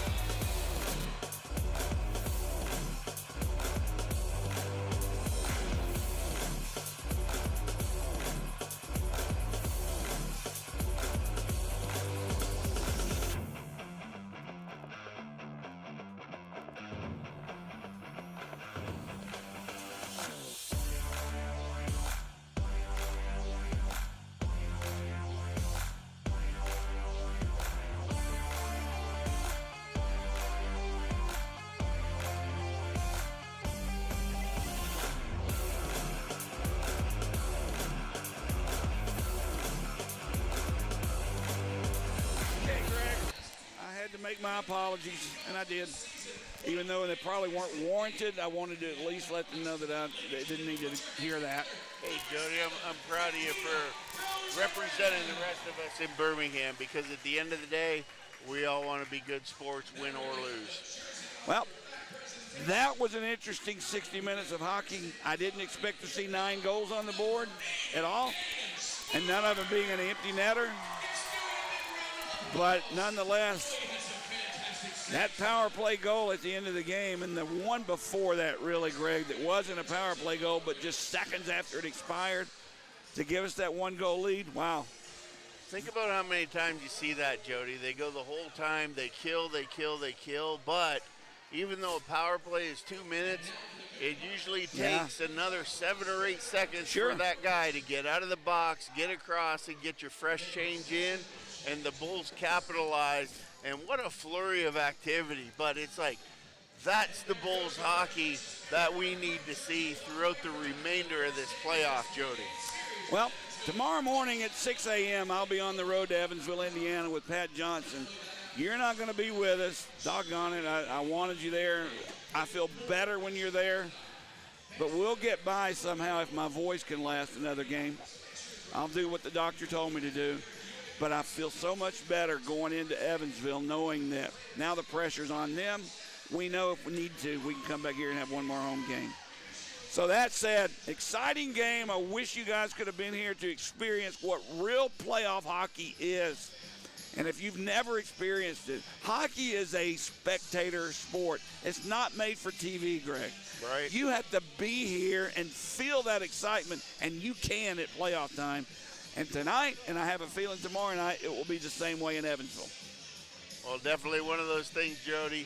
The Bulls going into Evansville tomorrow night, they can wrap this one up because they only need 2 wins to get out of this 3-game series. But nonetheless, we will see how tomorrow night goes. But for those fans who are listening and watching out there in radio and Flow Sports hockey world, it gives them an opportunity to come back and see the Bulls at their next home game. So mark it on your calendars, folks. Keep your ears tuned in, and we'll keep you updated. Yeah, if you can't make it, you can't make it. I get it.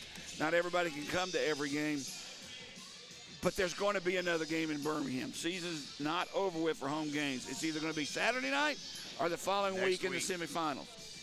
So, all right, now I can take a deep breath, pack up this luggage, the equipment, and go to Evansville, Indiana. You going to be are you going to at least be watching tomorrow night? Oh, absolutely. Okay. All right. Well, you can text me if you need something to say, and I'll mention whatever it is that you set it. Okay, that'll do it. Greg Dravany, Jody Chernesky here at the Pelham Civic Complex. Once again, Game 1 is in the books. Birmingham with a 5-4 win over the Evansville Thunderbolts. We'll take this show on the road tomorrow night from Evansville. Same time. Join us, everyone. Thanks again. You've been watching and listening to Birmingham Bulls Hockey.